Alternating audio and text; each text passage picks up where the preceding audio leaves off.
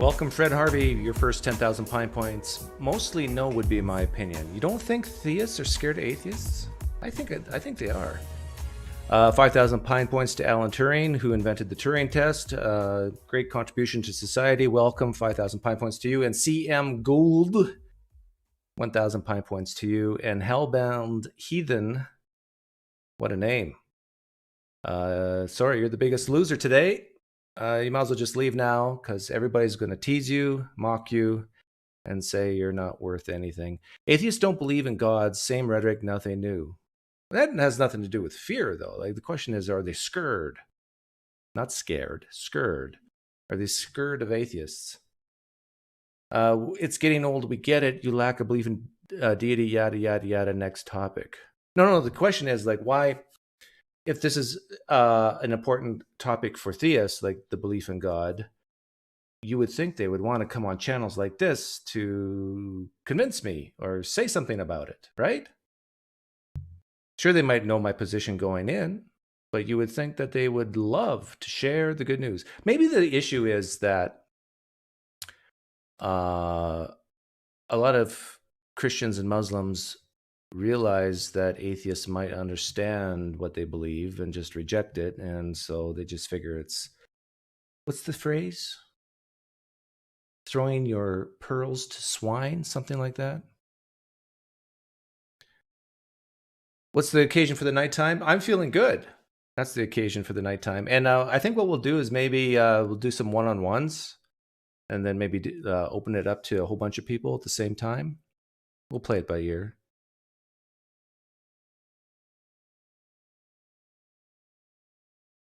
Greetings, cousins and earthlings. Are you my cousin, Jesus Wizard?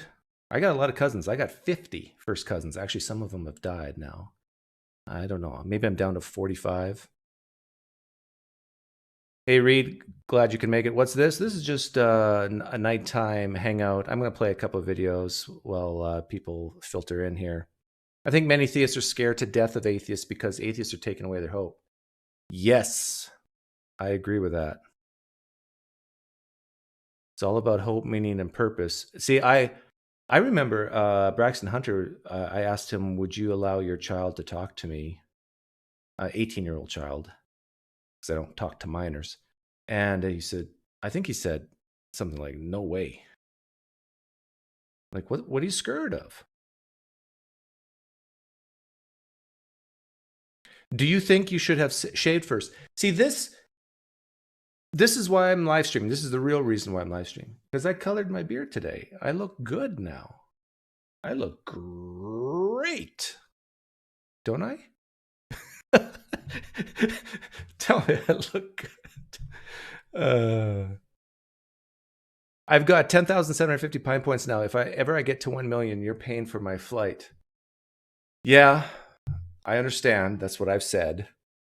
Let's listen to The Beat by Alan Parr. 812 subscribers.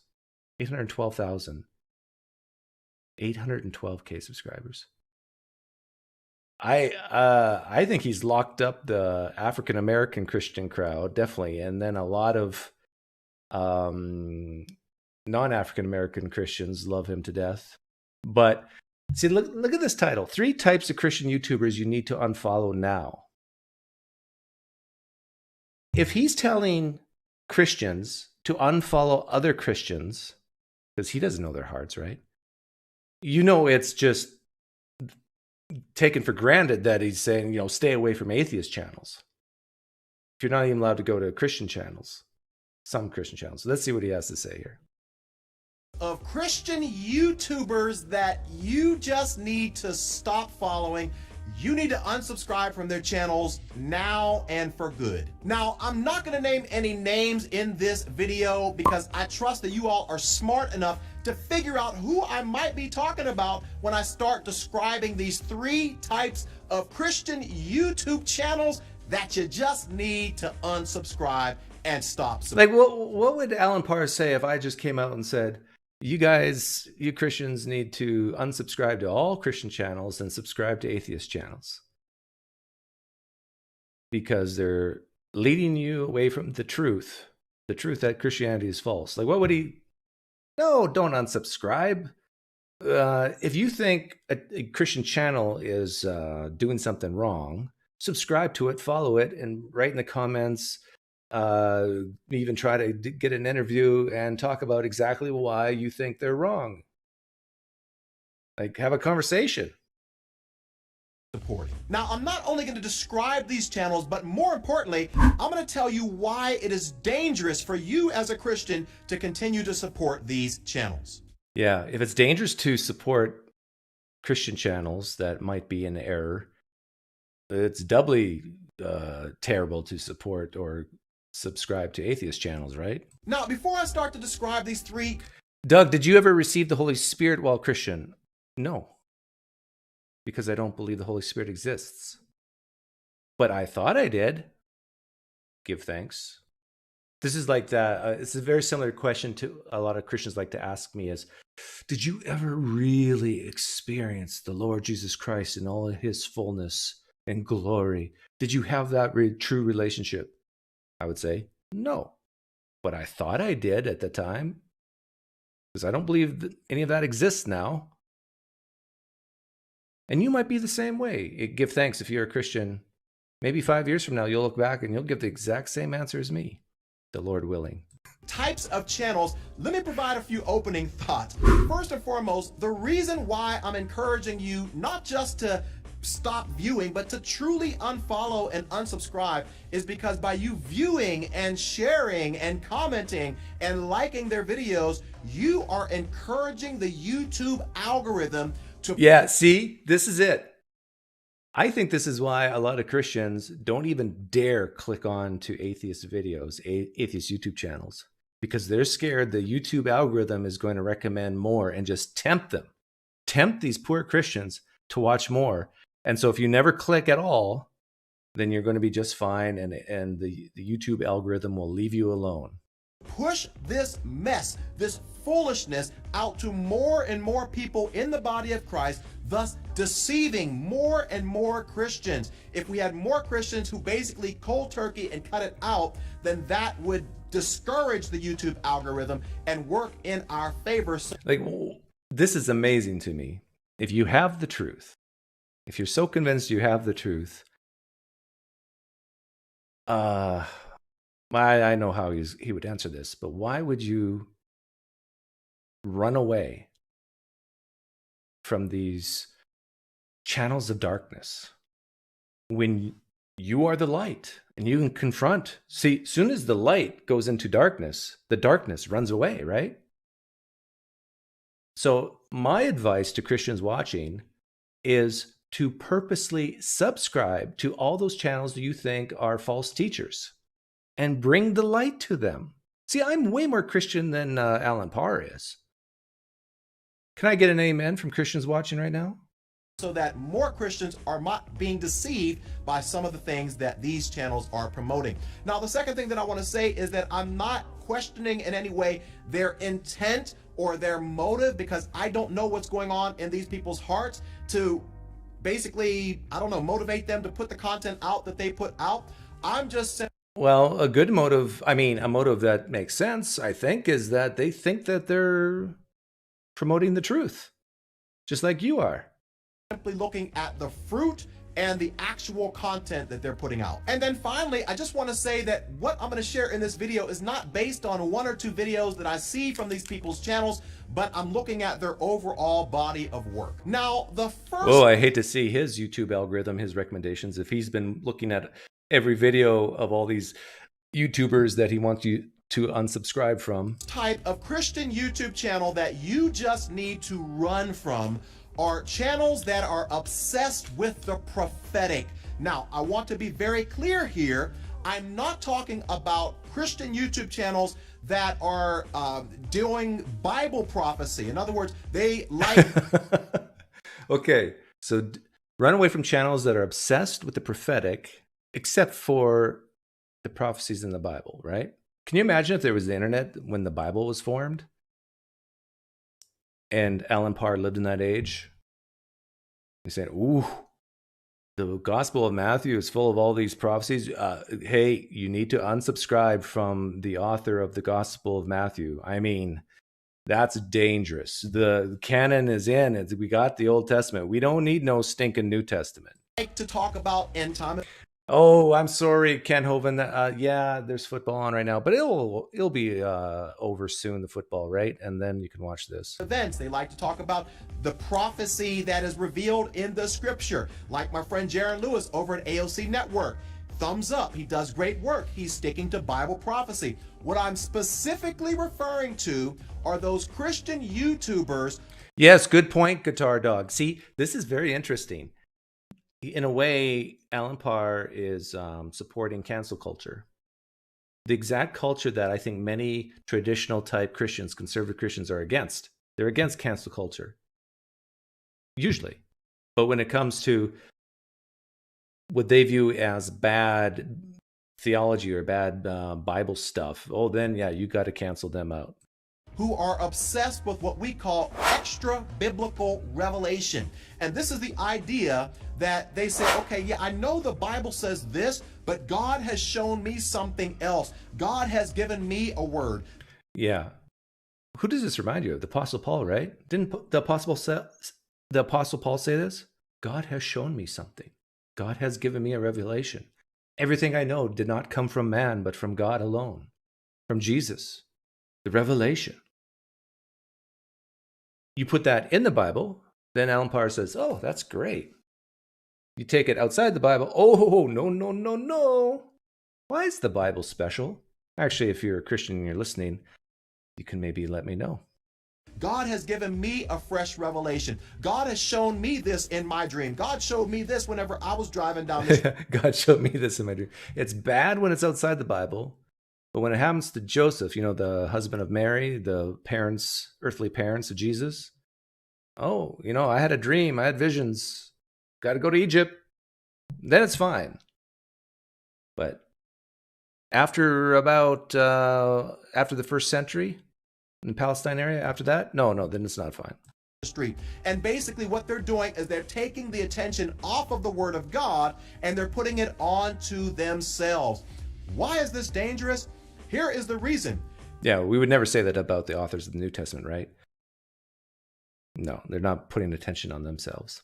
Paul would never do that. What you don't realize is that they are preying on your desire to have something new revealed to you, because we all know we live in a culture. Something new. Yeah, these new prophets nowadays, they're getting revelations from God and saying something new, sort of like the New Covenant in the New Testament, maybe. Where we're obsessed with something new, whether it's a new iPhone, whether it's a new car, whether it's a new MacBook Pro or whatever. And so because the old Word of God isn't working anymore, we're bored of that. We want something fresh. We want something new. We want something that maybe God is speaking to the body of Christ today. And so these people are keeping you dependent on them by making you think that God has something new that he hasn't revealed. Yeah, got to be dependent on the Bible, on the Word. Not dependent on people. To the body of Christ anymore, or to anyone else, but he's revealed it to them, and now you have to constantly go back to their channel to continue to get more and more fresh revelation. And my friend, this is exactly what they're doing, and the sad reality is that many Christians don't. Can I please get 1 Pine Point? By the time the YouTube notification comes in, I'm like the 30th person. You know what? I'm gonna take a risk here. For $10, thank you for your donation. For $10, you may have 1 Pine Point. That will give you a hint of what 1 Pine Point is actually worth. Oh my goodness, I just gave the first person here $100,000. Don't even realize it. Essentially, they're trying to make you feel that if you don't tune into their channel, that you might be missing out on some big major message or revelation that God wants to send to the body of Christ. And my friend, you know what's interesting is if Alan Parr were here, but he wouldn't be because he's scurred of atheists. Yeah, maybe he's just scurred of me. He said he would never talk to me, I don't think. I think he said this because Doug's made up his mind, so there's no conversation here. Have you made up your mind, Alan? I'm still willing to talk to you. Now I forget what I was going to say. You need to watch out for these channels. You need to unfollow them. You need to unsubscribe from anybody who is consistently telling you that God showed them something. God showed them something new. Yeah, cancel them all except for the Apostle Paul, who said the exact same thing. God showed them in a dream. Anyone who is obsessed with the prophetic. Now, why are they dangerous? Well, one of the main reasons is because, let's be honest, y'all, there is no clear 100% way for us to know that what these people are saying are truly. Whoa. This is good. One of the main reasons is because, let's be honest, y'all, there is no clear 100% way for us to know that what these people are saying are truly from God or not. More than likely. Think, Alan Parr. Take the words you just said and think about that. Do you know with 100% certainty that the words given to Paul to write the first letters in the New Testament were actually from God? Think, Alan, what you're saying. You don't, do you? You just take it by this word we call faith, maybe? Yes? It's their own thoughts, and for that reason we need to beware. Now, category number 2 are Christian YouTube channels that make their entire ministry about calling out or identifying false teachers. Now, on the surface, it might seem as though they are simply trying to help you identify or stay away from false teachers, but what's really going on behind the scenes is that they oftentimes are using shock value in their titles and their thumbnails to psychologically make you. Yeah, shock value. 3 Christian YouTube channels you need to unsubscribe from now. Alan, you need to think about what you're saying, because the hypocrisy is just oozing out of you. You're making it sound like this is urgent, that you need to unsubscribe from these types of channels now. That's not shock value? You think that you might be deceived by listening to one of these false teachers. And so therefore, once again, similar to category number 1, they're trying to keep you dependent upon them. They want you to come back to their channel again. Take every thought, make it captive to Christ. Lean not on your own understanding. That's the definition of making people dependent on someone or something or some idea. Again and again, because, hey, if I don't, I might just be deceived by listening to this person or that person and this person. And all the while they're doing this so that... You see those people? Channel again and again, because, hey, if I don't, I might just be deceived by listening to this person. That's Matt Chandler. I have a video on him where he basically says, yeah, what we believe is crazy talk. You know, Jesus returning on a white horse. I got a video on him. Or that person. And this is the son of oh, come on. Someone help me out. Who's this guy? His name is the tip. And this is John Piper. And he's a Calvinist. And Alan Parr is not a Calvinist. So he's saying that this guy is bad. You have to unsubscribe from John Piper just because he's a Calvinist. Someone help me with his name. I got like 2 or 3 videos on him. And his dad's famous. What is it? But, I mean, if he's calling these people false teachers, Alan Parr, is everything you've said on your YouTube video line up with the word of God and is correct? What if some of it isn't? Are you now a false teacher? And yes, thank you, Claude Avilés. 500 Pine Points to you. Andy Stanley. Not Stanley, but Stanley. And his dad is Charles Stanley? Yeah. And he's still going, right? He's still living. Thank you for the donation, Endo. Have you heard of the Evil God Challenge? Yes, I have. That's from that philosopher from the UK. What's his name? What do you think of it? Have you ever tried it on a caller? Have I tried it on a caller? No, but when you talk about Pascal's wager, or I talk about, Christians risking it all, I kind of allude to that challenge. When I talk about the problem of evil, I've alluded to it. Because what if the God is an evil God and then we've got the problem of good? This person, and all the while they're doing this so that their views get skyrocketed, their ad revenue goes through the roof, and therefore padding their pockets, which is how we as Christian YouTubers or YouTubers in general actually make a living. Yeah, so what Alan Parr is saying here is help me help take away the livelihood of these YouTubers. I'm not against that, actually. He's free to say that. But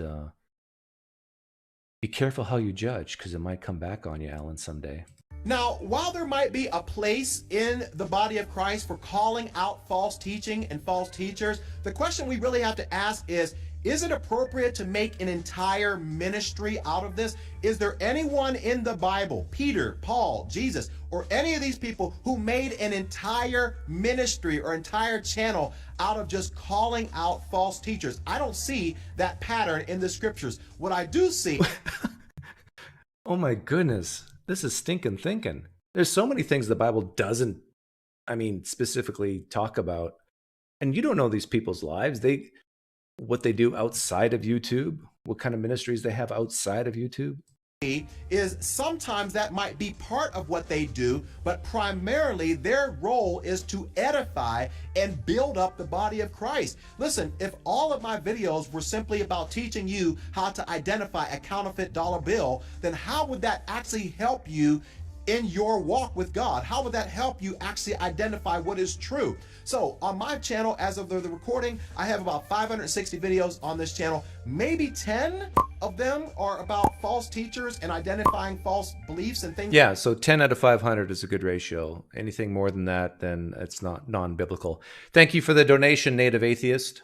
Like that. The rest of them are about building you up, giving you what you need to understand about truth and Christian doctrine. Because at the end of the day, if I teach you truth, then I don't have to point out all these different people who may be false teachers. You will have the discernment, my friend, to be able to do all of that by yourself. So be careful with these channels, because there is a difference between true apologetics and helping people defend their faith versus coming out with a channel where you're calling everybody in the world but yourself a false teacher. Now, the third type of Christian YouTube channel that I would encourage you to unfollow or unsubscribe is a little bit more optional, but it's channels that are more... A little bit more optional?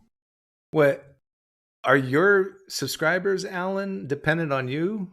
Where you get to set the rules? You know, this is optional, but the first two, no, you got to do it. I said so. And well, no, the Lord said so. More about them than they are about Jesus. Now, I need to tread a little lightly here, because I know that there are blog-based types of channels out there that are Christian, but I'm referring to channels where the majority of their content is more about them and it's less about Jesus. And so the question we have to ask ourselves is, listen, if we are supposed to be ambassadors for Christ as Christians, should we be putting out content on a consistent basis that points people more towards ourselves?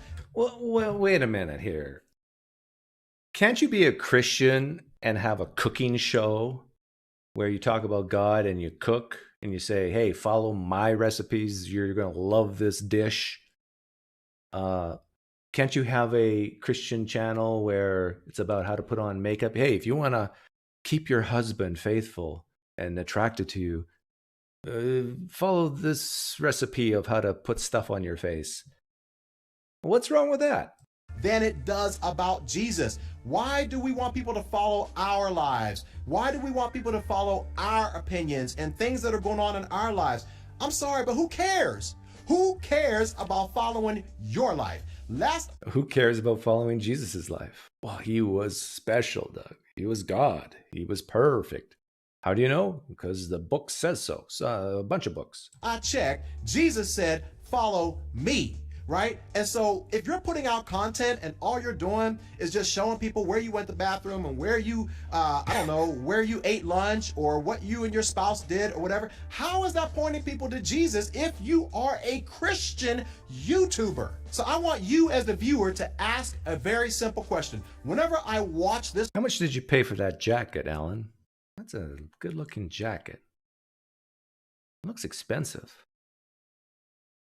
You know, some people might watch this video and kind of tune out about what you're saying and focus on what you're wearing. It's the shoulders, makes you look like fit. It's not too thick, not too thin, has the zipper, nice, interesting collar. Where can I get a jacket like Alan Parr wears? We should start a YouTube channel about dressing like Alan Parr. No, I'm sorry. That would shift the focus away from Jesus. This particular channel, am I feeling more drawn to the Lord, or am I feeling more drawn to the person who is publishing the video? The reason why these people can be... Yeah, so if you're a Christian and you're really good looking, think twice before starting a YouTube channel.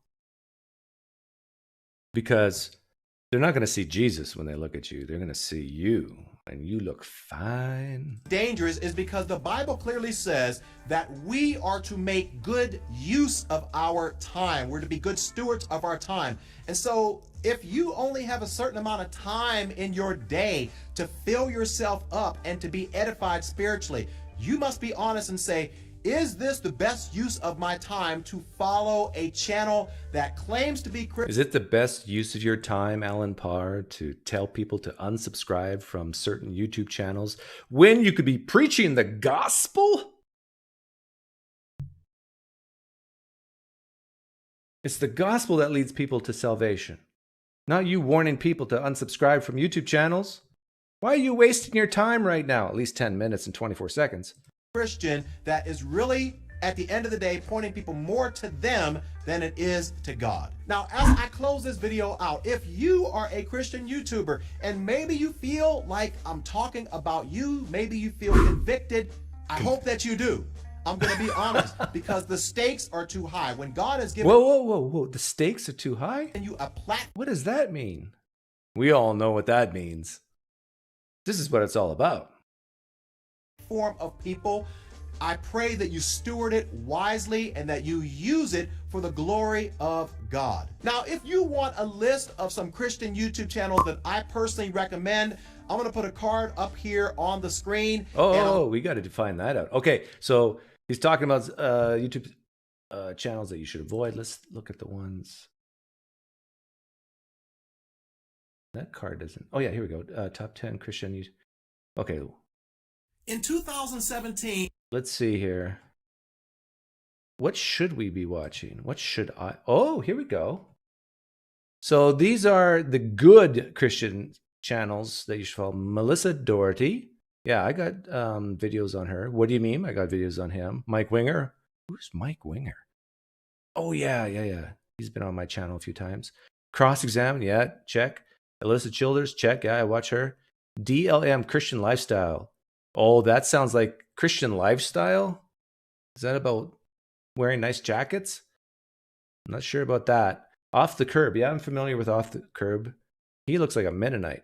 He looks like an Amish guy. Russian KD. Russian? No, Rustlin.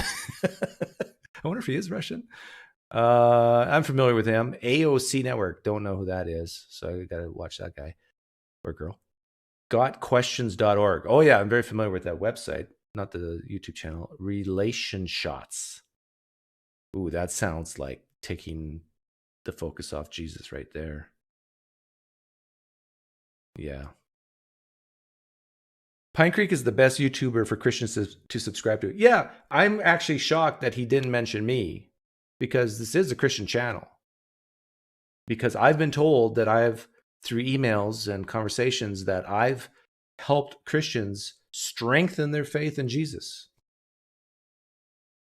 That when they watch me, they feel even more secure in who they are as a child of Christ.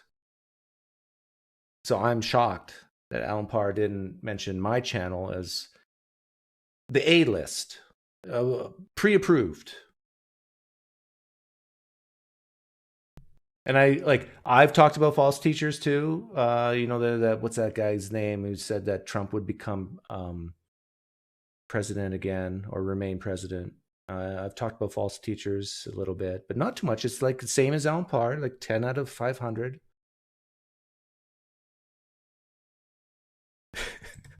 Okay, here's my favorite guy, Koukl, Greg Koukl. So I'm calling in today because I find myself in a weird spot. I've called into you before, and I usually go to people like J. Warner Wallace because of his expertise. This is when and how to tell someone they believe a lie. This piqued my interest because I think Christians believe a lie. So I want to learn how to tell Christians that they believe a lie. So Greg's going to give me some advice on how to talk to him. And experience in this field, but I'm kind of trying to get like a collection of thoughts on this, because I've had a couple pastors already tell me their thoughts, and I'm not sure what I think of it yet. I had a conversation. Yes, Erica. Recently. I've been having conversations for a long time with my Mormon family, and I've given them in love every single piece of truth I can think of, and used all my resources, and I've literally handed them everything I've got. And I can empathize. This Christian lady is talking about her Mormon friends. I've given them everything I can, all the truth I can give them, all the evidence, all the facts, all the reasons I give them. They still are Mormon. Oh, I can empathize. I've given all the facts, all the evidence, all the reasons why Christianity is false to Christians, and they're still Christian. What do I do, Greg Koukl? Finally, at one point, the words were said to me, stop trying to force puzzle pieces that either don't exist or don't fit yet. You don't force your puzzle. And I don't know what it was. Something snapped inside that said that there's nothing else I can say. I just need to say the truth here. Yes. And I finally said, I love you, and I want you to know the truth. And the reason that I would tell this to you is because I don't do that. I don't tell Christians I love them. Because I love you, but the person who's trying to force puzzle pieces that don't belong is not me. I believe that you've been deceived, and I believe that the beliefs you have are based on lies. And I think Christians, I believe you've been deceived, partly by the way you were raised, Sunday school, your parents, your experiences. I believe you believe in a lie. I think that if you really compared what you've been taught to what truly is in the text of Scripture, you'd see it. I believe, Christians, you've been deceived to thinking that the text of Scripture has anything to do with a deity. You got to stop viewing the Bible as special. It's special in some ways, of course, but special in the way that a deity, a creator deity had something to do with building it, making it, inspiring it? No, you've been deceived. And I was basically told that I've called their religion a lie and that we can't have those conversations anymore. Unfortunately, we're still okay on talking terms, but I've asked a few pastors about whether or not that was the right thing to do. I kind of felt like, God has led people. Yeah, you know what? The same thing happened to me. I asked a few of my atheist friends, am I doing the right thing? And there's some people here who can attest to this, Am I doing the right thing? Telling Christians point blank that they believe in false things. Should I be doing this? Should I be taking away their hope, meaning, and purpose? In the past, to just say the truth. And maybe I should just stop beating around the bush and just say, listen, I think Mormonism is a lie. Right. And some people have said you shouldn't have done that. You should never tell people what they believe is based on a lie. Always be Jesus to them and give them the truth. Always be PineCreek to them. Just don't come out and tell them that what they believe is a lie. Atheists, you need to be PineCreek with them. You need to gently ask them questions to critically examine what they believe. What would PineCreek do? But don't tell them what they believe is a lie. And I thought, okay, well, what does Greg think about this? Yeah, okay, well, what would Greg do? Not what would Jesus do. What would Greg do? There's most is what Jesus thinks about it. I'm glad they cited Jesus, be like Jesus, because I just turned to John 8. All right, and I'm going to just read some stuff here. Okay. All right, and Jesus is engaging the Jews who are pushing back at him pretty hard, and they have been for a while here. I kind of don't like it. Oh, look at his thumb. Greg, you got to stop chewing your fingernails, those hangnails. Stop it. But when you put your hand up like that, you got to stop that too. It kind of looks weird, right? Like we start. By the way, don't I have good-looking hands? Most people don't know this, but I used to be a hand model when I was younger, and I moved to California, but I couldn't get any hand jobs.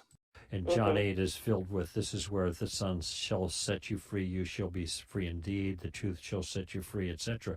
And Right. the truth he is talking about is not just any old truth. It's his, if you abide in me and my words abide in you, then you will know the truth, and the truth shall set you free. And then he makes it clear that the truth brings freedom from slavery to sin. All right, but then he says, as they're fighting back on this, he talks about another kind of, in a certain sense, slavery. Okay, he says, if the Son will make you free, you'll be free indeed. And then, I know you are Abraham's descendants. I'm reading now. Yet you seek to kill me because my word is no place in you. I speak the things which I have seen from my Father. This is the hardest comedy in the world, is when you get your laughs like 17 seconds after you tell the joke in the live stream. Therefore, you also do the things which you have heard from your father. What's he talking about there? Okay, drop down to verse, that's in verse 38, but drop down to verse 44. This is so amazing to me, because this is the outsider test for faith in a nutshell. And look, if you're a Christian listening right now or on the replay, you're never, ever going to convince a Mormon that they're wrong if you're not open to the idea that maybe you're wrong as well. In other words, everybody should have markers that would change their mind. If you're coming from the perspective, there's no way I'm wrong about this, you're deceived, I'm not, you're being a hypocrite. You're saying you need to stop believing in this Mormonism garbage and follow the truth of Jesus Christ as found in the New Testament.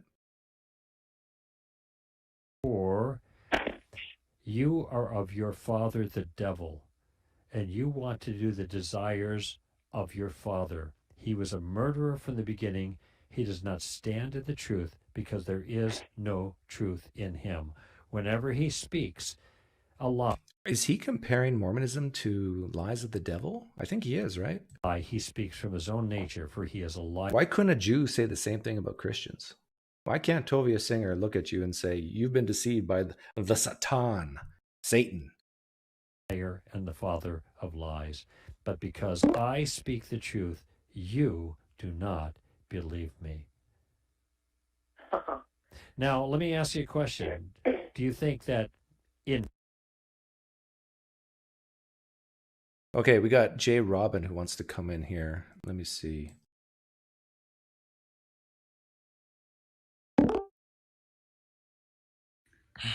Hey, can you hear me? Excellent. Let me fix things, because Myron always screws things up. What's your name? Robin. Robin. Are you Christian, non-Christian? I am Christian, yeah. Okay. I'm listening to the show, and I want to know, because I see you talking a lot about atheism versus theism, and whether or not theists are scared of atheists. I would like to know if your atheism is rational, if you have a rational defense for your atheism. No. You don't? No. So you're completely irrational with your atheism? Yeah. Then why do you hold to it? I feel compelled to. It's in my programming. Let me get this straight. I think so then why? Hold on a minute. Why are you holding to an irrational position? I just told you, because I think if there is a God, he's programmed me this way. So you have no rational defense for your position at all. No rational defense for your position? Well, I do think, tell me if you disagree with this, I do think I see a lot of problems with the Quran. No, that's not what I asked. I mean, I'm asking, you have no rational, I'm just making this clear. Yeah. Because you're running an atheist show. Yeah. You talk about atheism versus theism, and all of this is just empty pontificating on your part? No. Good. So then what's your rational, so then you must have a rational defense for your position then. So what's your rational Yeah, defense? so I look at all the different views of God, and that I'm not convinced by any of them. So maybe I'm not. Hold on a minute. Not being convinced, you're appealing to your incredulity. That's a fallacy of reasoning. So maybe you are irrational. Maybe you were right the first time then. Okay. I mean, this is pretty embarrassing though. I mean, if you're running a show, Why? You're running a show and you claim, I mean, I'm hoping that you're coming to rational conclusions. That's what it seems you're trying to do when you're critiquing these atheists or these theists that are talking about different issues. It doesn't sound like you care about being rational at all. So why would anyone take any weight to any of your assertions if you're not being rational? Well, can we maybe look at points of agreement? No, I'd just like an answer to the question. Oh, I already answered your question. No. I asked a different question. Why would you one be irrational, and two, why would you be running a show on YouTube, a live stream with people watching, and you're expecting people to come to your conclusions if your conclusions are not rational? They can come to any conclusion they want to. Yeah, but why are you? But the point is that you're sharing your opinion as though it has weight, as though it has meaning, and ultimately you're being irrational. So I mean, this seems like a huge waste of time. Okay, well, you don't have to watch. No, I'm coming here for answers. I would expect that, if you had any self-respect, you'd try to defend your position like a rational adult, but apparently that's not what you're doing. Well, it seems like you're trying to do a ploy. Can I try to please you? No, it seems like you're trying to do a ploy because you are afraid of theism, particularly Christianity, and you've heard this line of reasoning before. You've heard you being placed on the on put your feet to the fire, and so you kind of tapping out from the get-go. That's what it sounds like you're doing. Okay, but can we? Am I correct in that assertion or an assumption? Well, you said a lot there. Yeah, but I'm saying that, and you know what I'm saying too, that you've heard people ask you if your position is rational. You've been defeated every time. What does it mean to be rational? And so as a result, when I come in here asking if you're rational or not, then it seems like you're tapping out from the. Well, let's just assume is that a fair assumption? There's nothing I could say that I think you would agree with. Like, is that a fair assumption? No. Okay, so then there is another reason why you're telling me you're being irrational, but still holding to an irrational position. Yeah, because I don't think it's a no-win situation for me. So you don't have a rational position. So to be clear, for the fifth time, you're sticking to the claim that you're being an irrational atheist. Is it rational for me to? I mean, honestly, the whole reason I came on here was just to see if you're being rational. But if you're going to tell me from the onset that you're not being rational, I don't think there's any point in continuing. What would it take for you to be convinced that I am rational in my position? I'd like to know if you have but it doesn't matter because you don't have it. You just told me. Doesn't matter. Rational. No, you don't have. You're not being rational, so it doesn't. I mean, what would it take for me to convince you? Mostly a waste of time. What would it take? I just want to know if that's what you're sticking to before I go. Because if you're are you going to leave soon? Now, well, if you're committed to being irrational, then I don't think there's a point. I never said I'm committed to being irrational. I'll just give you. Is your position rationally derived or not? If it's not, then there's no point in talking about the subject. Well, I'll let you be the judge. Okay? Is your position rational or not? I'll let you be the judge whether my position is rational. Doug, do you have a rational defense for your position? Yes. Okay. So now you're contradicting yourself because originally you said no. Well, the reason why I said no in the beginning, and this is live, so everyone can go back to the replay when you said no. The reason why I said no in the beginning because there's probably nothing. I know you're a presup, and there's nothing I can say to convince you otherwise. Because if you don't accept Christianity, you're irrational by definition, right? Yeah, so it sounds like you're afraid of your own position. That's what it sounds like. Because why would you capitulate to what I think? Hey, Robin. Instead of defending your own position. Robin, if I answer, Robin, to be clear, you do have a rational defense for your position. Yeah. Okay. How does it follow logically that there is no God then? Okay, because when I read the Quran, I see like there's certain prophecies in the Quran that's supposed to be the word of God, and I see that they fall flat. And so I don't believe that's just a very short, simple. I didn't ask you about the Quran. Well, you're asking about God, right? I'm asking how does it follow that there is no God?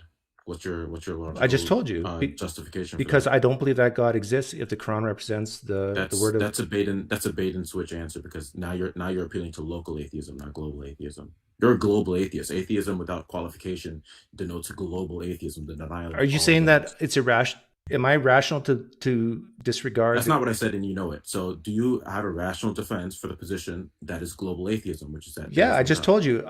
When I read the Quran, I do not see reading the Quran is not reading the Quran. Islam refuting Islamic theology, refuting the Islamic religion would be you're trying to defend a local atheist perspective. If you're trying to hone in and trying to particularly defeat Islam. What is there another God other than the? Then you are doing a local atheist. Well, which God? You're taking out a local atheist position. You're a global atheist, right? Perhaps I'll ask the question a different way. Okay, how does it follow that what is fundamental is not a mind? Okay, because God typically just denotes, in a general sense, that which is ultimate. It's a mind. Wait a minute. So how does it follow? How does it follow that? Hey, Robin, do you just want to? I'm actually really willing to have a serious conversation with you if you're allowed to let me talk a little bit. This is my show, by the way. Are you willing to do that? It doesn't sound like that's what you're trying to do. That's why I'm Robin, can you answer? Robin. So how does it follow that what is fundamental? Robin, let's practice answering questions. Doug, how does it follow that? Well, it seems like you need that practice more than I do because you've been. Can you answer one question for me? And it's a very simple. I'm waiting for a legitimate response. You just gave me a BS answer. So how does it follow that? Let's practice answering. Let's practice being quiet and answering a question. Okay, and then we'll take turns. Can we practice being non-evasive and being rational? Because it seems like you don't have enough practice with that, even though you're doing a live show. So, do you live in the United States? Let's just practice. Doug, I'm not gonna let you shift topic. So it seems like you're very afraid of your own position. That's what it sounds like it is, because you're talking about the United States. I'm willing to give you anything you want. When I'm asking you specifically about, I'm afraid. Okay. Well, it sounds like that. I mean, the whole topic of the show is fear, and it sounds like, I mean, I really do want to have a conversation with you. The irony of the situation is that you're completely. Robin, I really do want to have a conversation with you because I love presups, but you got to at least allow me to answer a question or two and then ask a question of you as well and have you the opportunity to answer. Is that okay? Can we do that? Okay, so how does it follow that what is fundamental is not a mind, Doug? I don't even understand that question. How does it follow? What's your justification that what is fundamental to all of reality is either not a mind or that there is no fundamental to all of reality? I still don't understand that question. You don't know what a justification is? No, I don't understand your question. Justification is what is your use different words. Your rational. I just did. I used the word justification for the first time just now. So you don't know what a justification is? A logical justification for a claim? Good. So you know what that is. So then why are you pretending like you don't know? So what is your logical justification or your defense, or how does it rationally follow that what is fundamental is not a mind?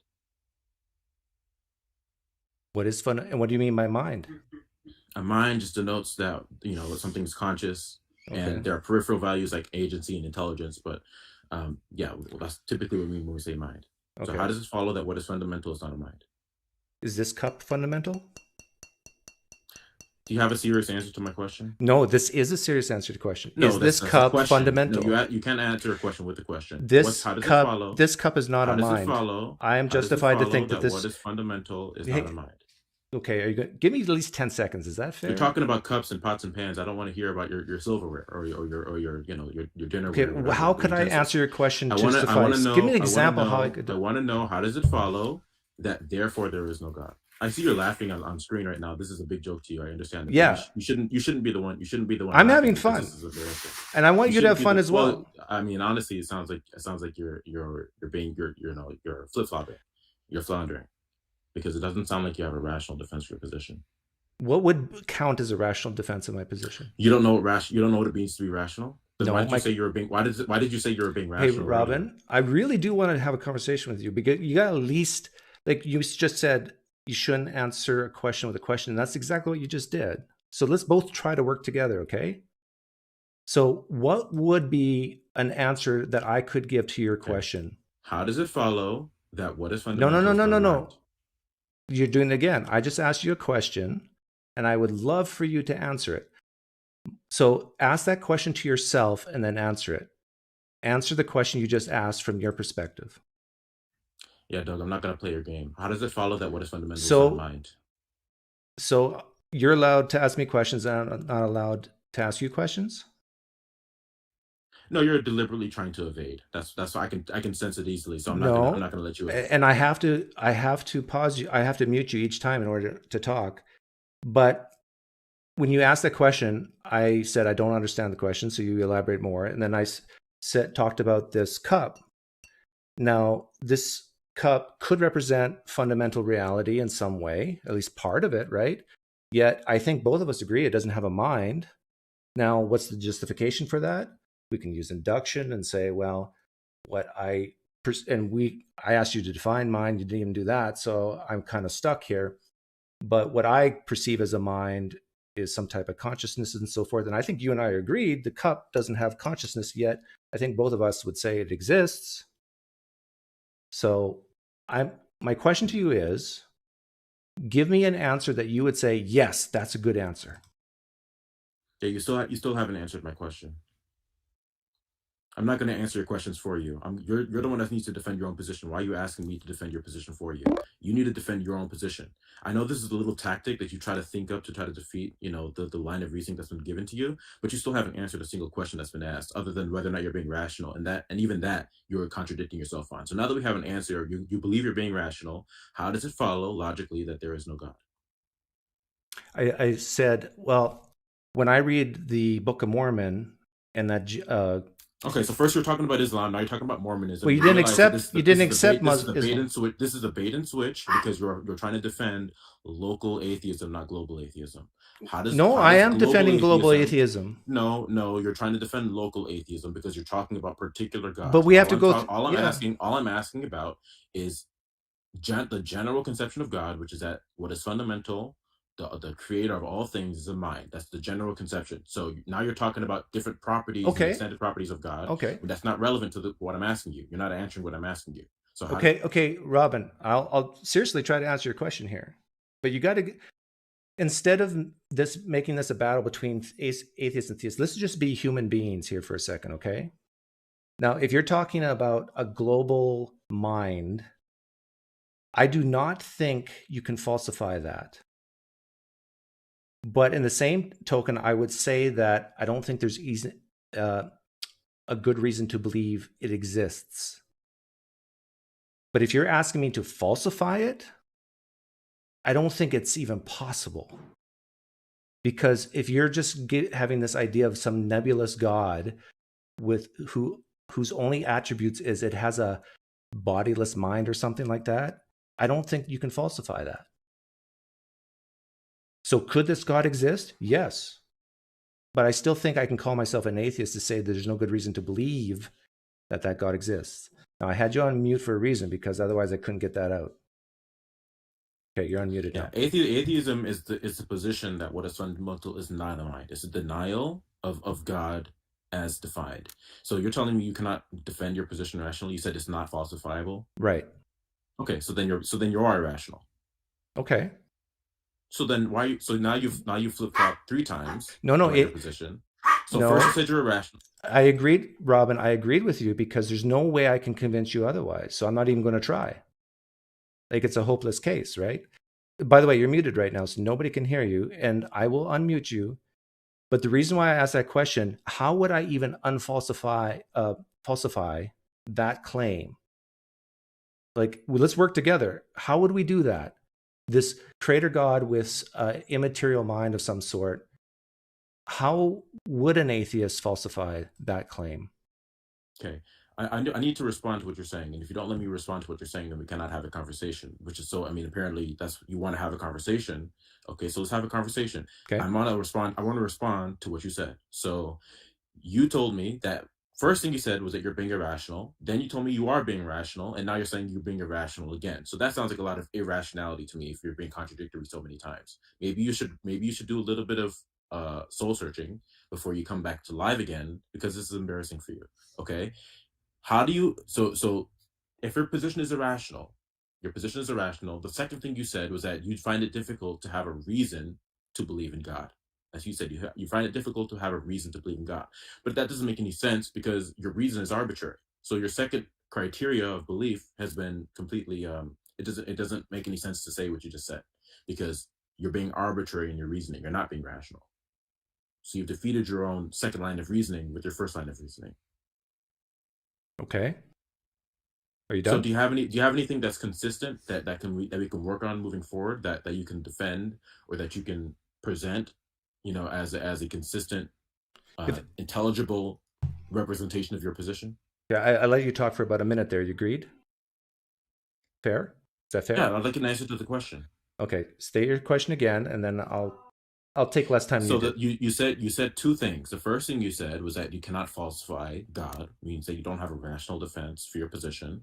But then the second thing you said was that you wanted to, or you couldn't find a reason to believe in God. But if your position is irrational on the onset, if we understand that, then your second line of reasoning gets destroyed by your first line of reasoning, because your rationality there's no rationality to the claim that you're making or to the position that you're staking out, because you're being arbitrary with your reasoning. You're defeating your own standard of belief when you're applying one thing to the other. When you're applying your standard of belief to one worldview, meaning the God worldview. Okay, you know what? Maybe you're right. Maybe you're right. Maybe I need to rethink. So what do I do now? I mean, I'm getting this right. You do believe that you're being irrational. Well, I'm saying maybe you're right that I am irrational. What do I do now? Okay, so then you would accept in the Christian worldview as true. Well, how do we go from God to Christianity? Well, you're being arbitrary, so it wouldn't matter anyways, right? So why don't you be a Christian right now? Well, it mattered when I brought up Islam. You said no. Okay. No, that's not what we're talking about. I was asking for your rational defense, but we've established. Okay, so maybe I am irrational. What do I do now? So then accept Christianity. It shouldn't be hard if you're being irrational. You're being arbitrary anyway. Okay. Robin, very, very good. You said, okay, I'm irrational. I should accept Christianity, right? No, I'm just look. This is baffling to me that you're being irrational. I'm just using your own logic against you. So I granted it to you. If you're being right, so I'm just going to use it against you, because you obviously don't. And I'm asking for your help. You think you're being rational, but you're afraid of rationally defending it because you know you can't. So listen. But Robin, I'm asking for your help. I'm just going to use what you said. You said you're being irrational and arbitrary. So then it should be no problem becoming Christian right now, right? Okay, well, how do I do that? Accept the truth of Christianity. How do I do that? Accept Christianity as true. You don't know how to believe something? No, what exactly do I need to do and accept? Accept the Christian worldview, which is that God exists, that he is foundational to all of reality, and that is the Christian God specifically, that is the Father, Son, and Holy Spirit, and that the Son is paid the price for your sins. Okay, so in order I need to accept that Jesus Christ died and rose again, and that's it? That's the core, that's the foundation of Christianity. Yes, it's called Christianity for a reason. Okay. It's about Christ. So yes. And how do I accept that Jesus Christ died and rose again? How do you accept it? Because right now, a belief. You simply accept. You choose not to rebel against the knowledge that you have in God. God says that all people have been shown God's revelation. That you have a choice whether or not you're going to accept or reject it. You've obviously chosen to reject it. So to turn from that rejection to acceptance. To realize that you're in a state of that God has. I know, Robin. You'd be justly punished for the sins that you've committed. And realizing that Jesus Christ is your only way out of that. Okay, but or that you will be justly punished. But this is what I need help from you, because I truly, truly don't believe Jesus Christ rose from the dead. How do I choose to believe that? Well, I thought you're being irrational and arbitrary, so this shouldn't be hard for you. Just choose to believe the other thing. If you chose to believe what you do believe now off of no rational basis. So how do you wait a minute? Are you asking me to choose that Jesus Christ rose from the dead for irrational reasons? No, that's not what I said. Yeah, it's exactly what you said. I said you've chosen to be irrational and to be arbitrary with your reasoning when it comes to the not God position. So then there should be no reason why you're not a Christian. It should be easy for you to switch to the Christian position. Right. You said asking me all this, why this and the other. If you're being irrational, why should that matter? Of course, I do have reasons for being a Christian, but I'm addressing you on your own terms. You told me you're being irrational. You told me you're being arbitrary. Right. So then I don't have to give you any logical reasonings or anything. Like, you can just believe in Christianity for no reason. Why but are you asking me to believe in Christianity for no reason? No, I'm just addressing you on your own terms. So if you're being irrational, if give you're being me a good. arbitrary, Okay, hang on. If you're being irrational, Robin, and arbitrary, Robin, I really do want to have a conversation with you, but you're making it very difficult because you're just talking. At least let's see. We could even have 10 seconds of silence. It's fine. We can relax, chill out. But you're not saying I should just accept Jesus Christ rose from the dead for irrational reasons, right? I don't think you're saying that. Are you saying that? Yeah, you know what I'm saying. You know what you're saying. You know this. If you've been tracking the conversation, you know exactly what's going on. You told me numerous times that you're being irrational and arbitrary. If that is true, if I'm just holding you to your own claims here, standard, okay? right? If that is true, then there should be no problem with you just accepting Christianity right now, right? Because Okay, you're being irrational. Okay, but listen, Robin. But listen to my question. You're muted right now, so nobody can hear you. But listen, and I can't hear you either. But listen to my question. You're saying I'm going to say what you said to me. You're saying, well, Doug, you just chose to be. If you were being irrational, you just chose to be an atheist. So now, why can't you just choose to be a Christian? But I'm asking you a direct question now. Do you want me to become a Christian for irrational reasons? Yes or no? Yeah, you already know. I've told you already. The answer is no. Okay. But I'm holding. Okay. I'm asking you. No, stop, please, because I asked you a yes or no question, which is very short. So give me a little more time, please. So now I'm asking you, okay, if in your opinion, I should not become a Christian for irrational reasons, I'm asking for your help sincerely. Please give me a rational reason to believe in Christianity as opposed to, let's say, Islam or some other religion. Yeah, I've already told you. There's two choices here. Okay, the Bible makes it very clear. Everyone has been presented with God's revelation, and they have a choice whether or not they're going to accept or reject that. Okay. You have a choice that you can make. Now, I'm asking you because you have arbitrarily chosen to reject against God. This shouldn't be hard for you to do. You just accept the revelation that's been presented to you. Now, are you ready? Okay, let's do that. I accept the revelation that's been given to me. Now, someone comes up to me and says, Doug, why are you a Christian? What should I tell them? You appeal to God's revelation. Okay, and they ask me, why should I believe that revelation? What should I say then? You appeal to God's revelation. It's already been demonstrated to you. Now we look at the Christian worldview as but I'd be lying as a worldview. No, you wouldn't be lying if you accept God's revelation. Now we look at the Christian worldview wholesale. What does the worldview actually encompass? Okay, the Christian worldview has God as that which is ultimate, and everything else is the creation of God. And so we look at who God is, namely that he's ultimate, that he's a mind, that he's eternal, fundamental to all of reality. But that could apply to Islam. Omniscient, omnipotent. No, he doesn't. Omniscient, omnipotent. All of these qualities that are necessary. My Muslim friends believe that for human intelligence. No, they couldn't. I'll explain to you why in a second, but they could. Not all of the properties. Some of them possibly, but not all of them. And so these are the properties of the Christian God that are held to, that are exclusive to the Christian God, and because of that, then we. Robin, I heard what you said. You said things about like God being all powerful and so forth. But if someone were to ask me now that I'm a Christian, why are you a Christian? And I just say, well, because it's been revealed to me. And they say, well, so what? Tell me why you think it's true. What do I say? I just gave you an answer, but I'm not going to play these charades with you and play. I'm asking about justifying Christianity. That's not a charade. I just did. I just gave you the properties of the Christian God. I just told you earlier about why we are Christians. We hold to Jesus. But a God like that could exist, and yet Christianity is false. I'm speaking. That we hold to the God of the Christian Bible, and that we hold that Christ is the sacrifice for our sins, and that we accept that. Now, you have two options here. You either choose to accept God's revelation or choose not to accept God's revelation. Asking me reasons, right? This, that, and the other I don't know why you're asking me that if you claim to be irrational. You don't no, Robin, you misunderstand me. Reasons, Robin, you misunderstand me. I'm asking you, okay, I become a Christian now, and a third party comes up to me and says, but why are you a Christian?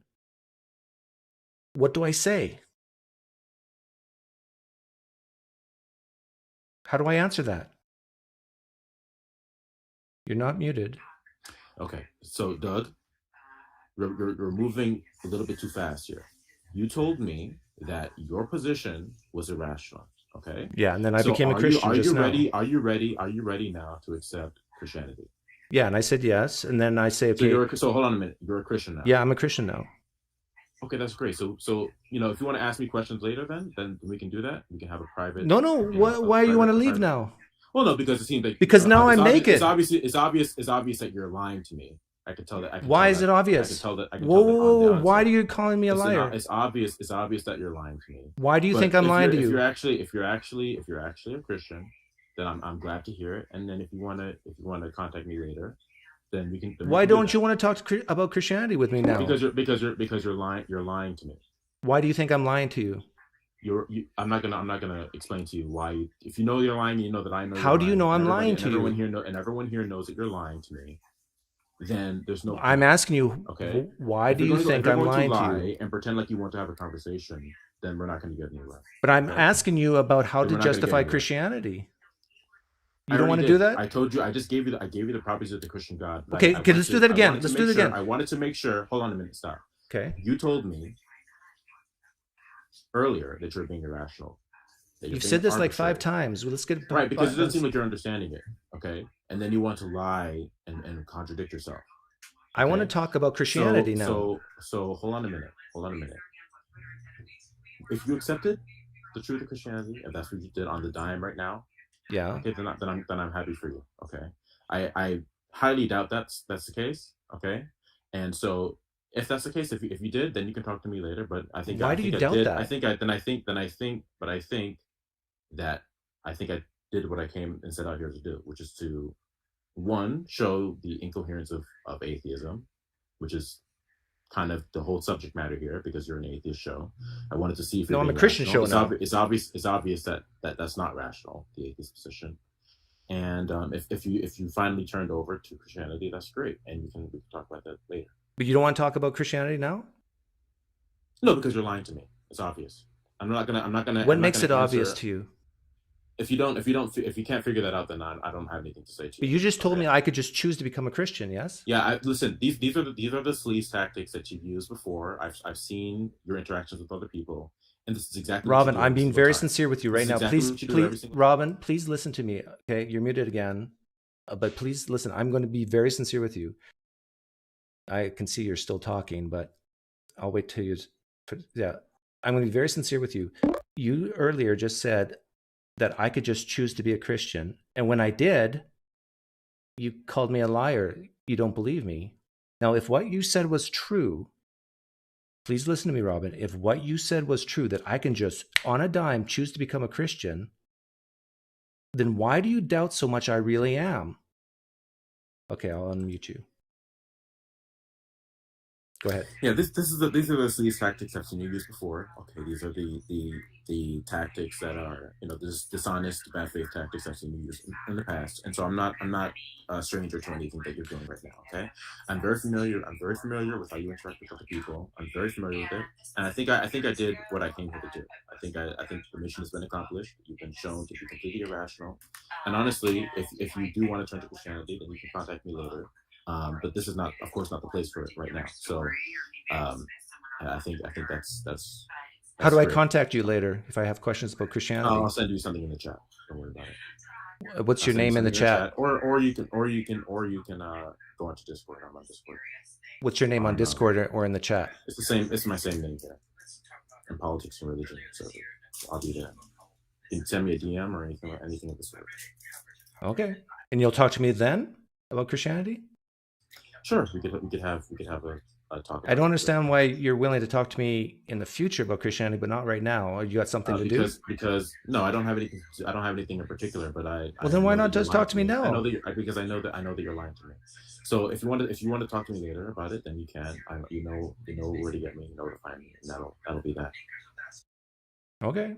Well, I'm a little disappointed that you didn't want to talk about Christianity now.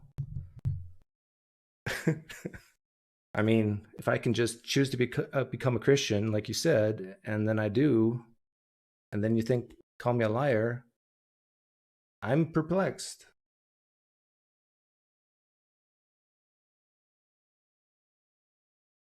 Camille, I know you. I think I know you. Yes. Did we talk before? Yes, we have, Doug. Was that on Nathan's channel? Yes. Okay. What did you think of that conversation? I think he came on purpose to argue with you. Yeah, and I refused to. Yeah, and it started to frustrate him even more. And then his quote unquote evidence for the Christian God was a load of, well, words can't say because we're streaming. Well, But well, he didn't actually go into any evidence for Christianity specifically. He talked about the omni attributes of God, which right, could be true and Christianity is still false. So, yeah. But with presups, this is what you do. You go.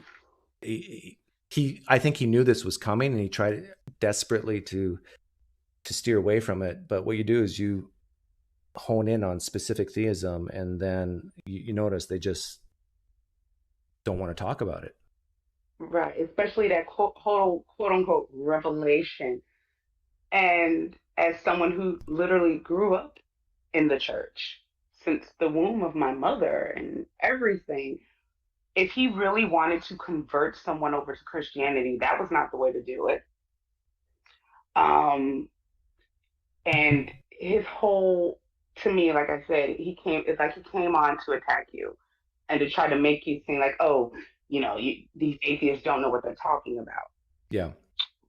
Perfect example. Earlier today, my former pastor went live on Facebook, and his name in the church shall remain nameless because a lot of people don't know I'm currently agnostic, going towards atheism. And he said that he feels sorry for atheists at this time of year because they don't believe in God. And I'm sitting here like, it's not that atheists don't believe in God, it's just that we don't have the evidence for that. That and also the complete contradictions in Christianity from jump. And I just wonder, it's like passive aggressively, are you really trying to start a fight? I'm not quite sure. Yeah. Yeah. Well, but with this conversation I just had, I would have loved to have that conversation going. And if there's presups listening right now, I invite more presups to come in. I'm even Robin if he wants to come back in. But part of the reason why I allowed Robin to talk as much as he did on my show is because I guarantee you, Robin, if you're listening right now, and you probably don't care, but that's fine. You are turning people off towards Christianity. You really are. I mean, I let you on here and gave you as much time as you did because you're helping me. But anyhow, I got a couple more people who want to jump in here. It's good to see you or hear of you again. Yeah, so next time, hopefully, I'll look a little bit better. But it's the end of the night, and not too pretty. Oh, okay. Well, take care. I colored my beard. That's why I'm on. So I'm feeling really, I see, really sexy right now. Hey, if the wife likes it, I love it. Go right ahead. Okay. Take care.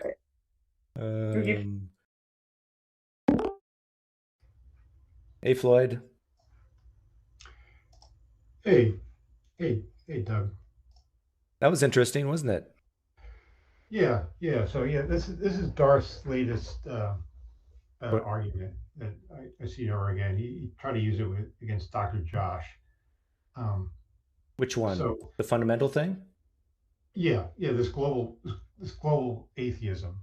So Oh yeah. You actually start out strong, but you're saying, oh, because you can't justify your global atheism, you should accept his local theism, and that's where obviously he fell apart.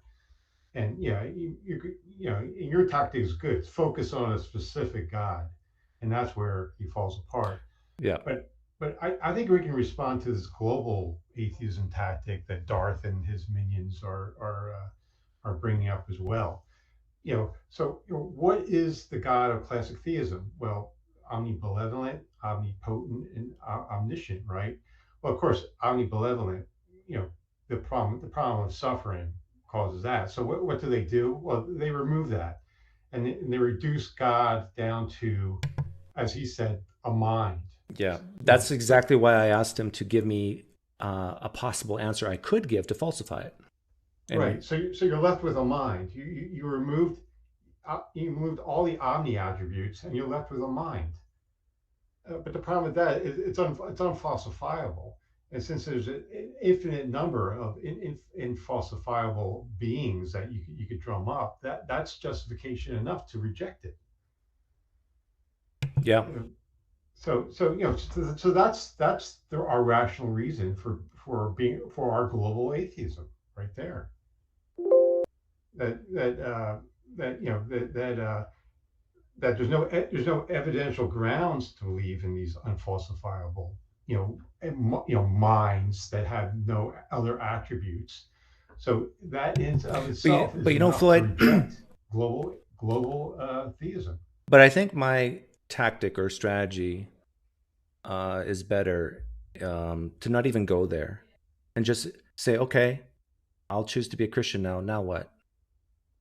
Yeah, and then that's when he threw on all these attributes, and that's when he fell apart, right? Yeah. You did good. You were doing really good at that point.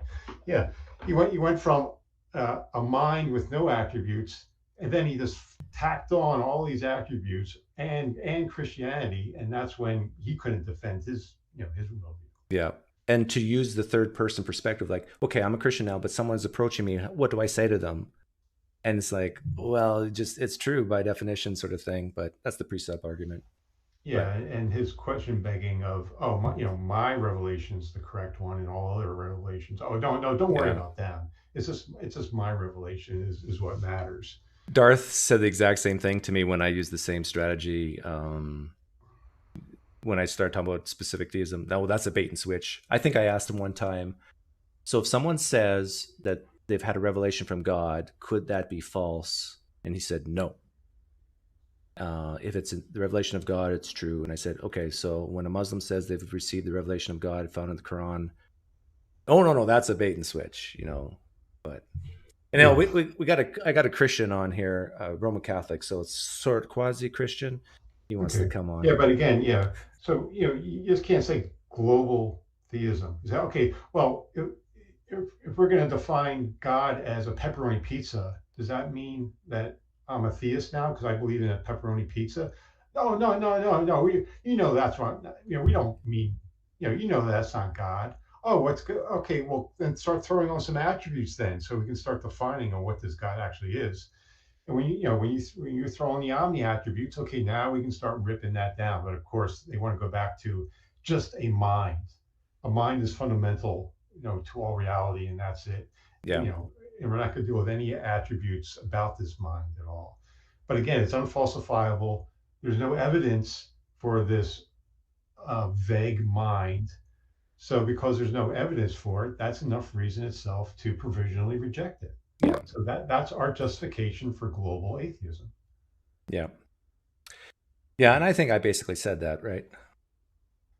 Well, you started out saying, I know rational grounds. So that's when he pounced on you. But yeah, I would say yes. No, this is what I said. These are my rational grounds for global atheism, because if you just start with a mind with no attributes, there's no evidence for it, and there's an infinite possibility for these unfalsifiable things, and that is reason enough to provisionally reject it. Yeah.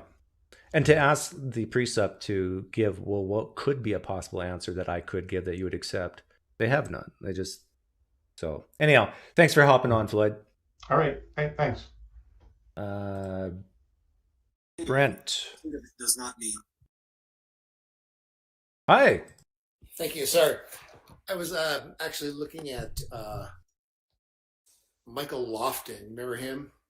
Michael, he's the theology guy, the friend of Trent.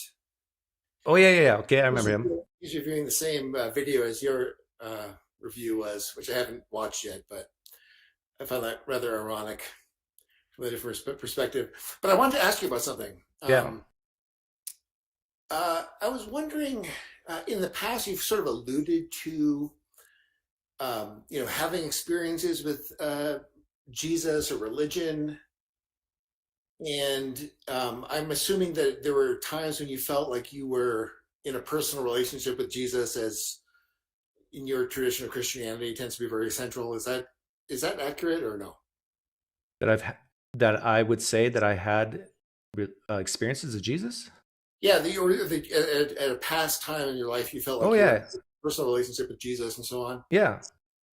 So, I mean, how would you describe that? Like, what did you think was going on at the time? If you can recapture that, I realize it can be difficult sometimes. Human psychology, human emotions. I'm asking you about like the phenomenology of it, right? You know, like how it seemed to you at the time, not sort of how you would explain it from your external perspective now, but at the time when you were in it.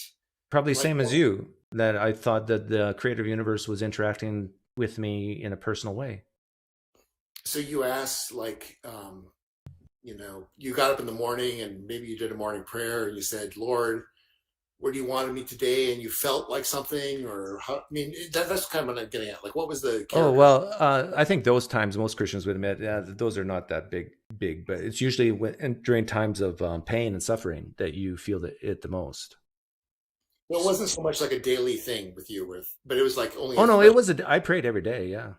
But I mean, did you feel something every day, like a relationship with? Well, Jesus? no, and no Christian does. And I dare any Christian to say they feel it every day, because I would call you a liar, just like Robin called me a liar. That's interesting, because I think that's not true. I think that there are definitely Every day. Well, yeah, especially like if you look at, and this might be more of like a Catholic Orthodox thing, but if you look at people who live the religious Even life, Christians have bad days, Brent. the contemplative. No, I'm talking about like people who live the contemplative life. And you may not know this about me, but I had a brief sort of foray into Benedictine monasticism, where basically like your whole life is centered around like. Okay, are you talking about more about cognitive commitment, or are you talking about more of an emotional thing? I'm talking about just.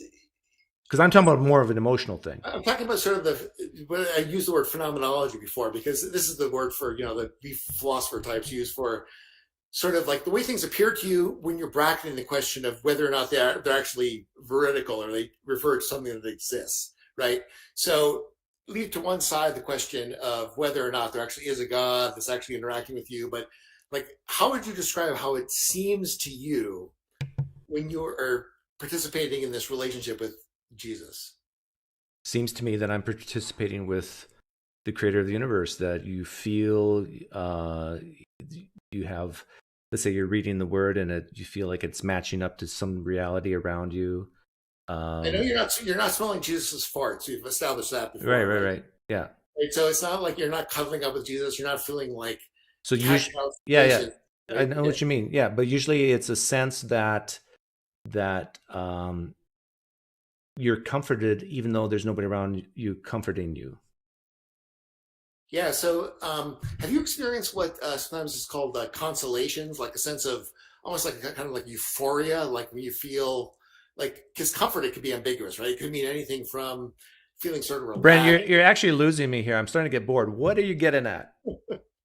I'm trying to get at, well, I'm not trying to make a point. I'm not trying to score points against you, which I never try to do. I'm just trying to get at, like, when you describe your relationship with Jesus, like what it was, because I'm kind of looking forward towards the question of when you reach that decisive moment that you often cite, which is when you said, I had to decide that I was not going to love Jesus anymore in order to be able to decide whether or not Christianity was true. Yeah. And that's not the way you put it, but you know what I'm getting at, right? Like several times you mentioned this idea that. And not fearing hell. Yeah. Well, well, there's that too. But also, I think you've said, correct me if I'm wrong, but I seem to remember that you've said that I had to decide, like, I wasn't going to love Jesus anymore, so I could look at the evidence objectively. No, right? Well, it doesn't matter if I said that or not, but I usually said it about other people. In order for them to look at the evidence objectively, they have to give up their love for Jesus. But in my own personal life, it was more about hell. I had to give up that fear of hell. Okay. So would you say then that you didn't have a love of Jesus? No, I would say back then I did. And did you? So there's a question of you saying that you did, but looking back, do you think you actually did? Or do you think that you just sort of felt like, yeah, I need to say that I did because this let me be very clear, Brent. I believe that the Jesus of the first century is dead. Okay. Yeah. So looking back, no, I did not have a relationship with Jesus because he's dead. Okay. Now, but back then, I truly believed I did have a relationship with Jesus because I thought he was alive back then. Make sense? Right. Yeah, totally. I understand. Okay. And that's why I'm getting back to this question of phenomenology. Like, what did it seem like to you when you felt like you had this? I already explained that. I felt comforted when even nobody was around comforting me. That's an example. Okay, so you felt comforted when there was no one else around comforting you. Did you was this when you were reading the scriptures or just like in general? Or? Yeah, the reading the scriptures, listening to Christian music. Sometimes it was just going, just looking at nature.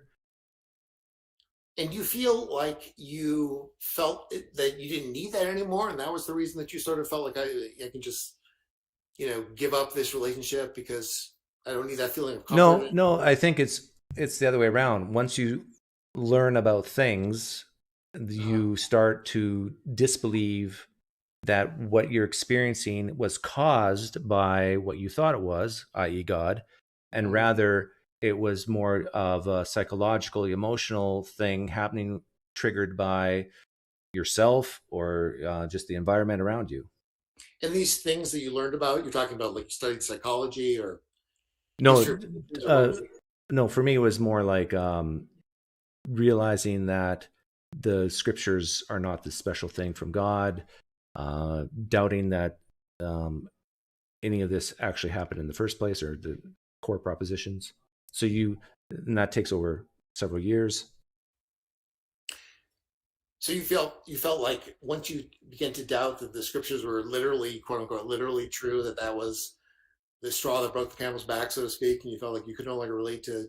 Once a Christian realized that there's I truly believe this. Once a Christian realizes there's no real good way to figure out if it's their own thoughts or God's, I think they're in trouble. That reminds me of, do you like Bob Dylan? Not really. Really? Why not? I don't know. It's like, why don't I like vanilla ice cream? I don't know. Sorry, I have a tendency to project onto you like good taste in things, so that's why, because he's my favorite. But anyway, he's got the song every grain of sand. And he says there's a line in it. This is during his religious period when he says, basically, sometimes I thought you were walking beside me, but sometimes looking back, it was only me. This kind of idea. It was kind of a reversal of that, sort of kitschy thing that people put on their kitchen wall where they say, like, those times when I thought you weren't there, you were carrying me. You know what I'm talking about? Yeah. What is there something else you wanted to say?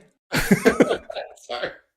No, I was just trying to get at, like, trying to approach. I still don't really know what you're getting at here, or what you're trying to tell me or ask. What I'm trying to get at is I don't understand. You don't understand how someone can stop believing. I don't understand how someone can stop, like, loving Jesus.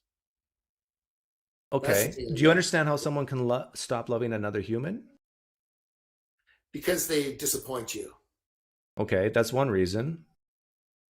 Or what you thought they were was something different than what they actually are, right? And how do you become convinced that? So if you can understand that I've spent so much time with this person, and then I learned something about this person, that the person I thought this person was is not really that person at all.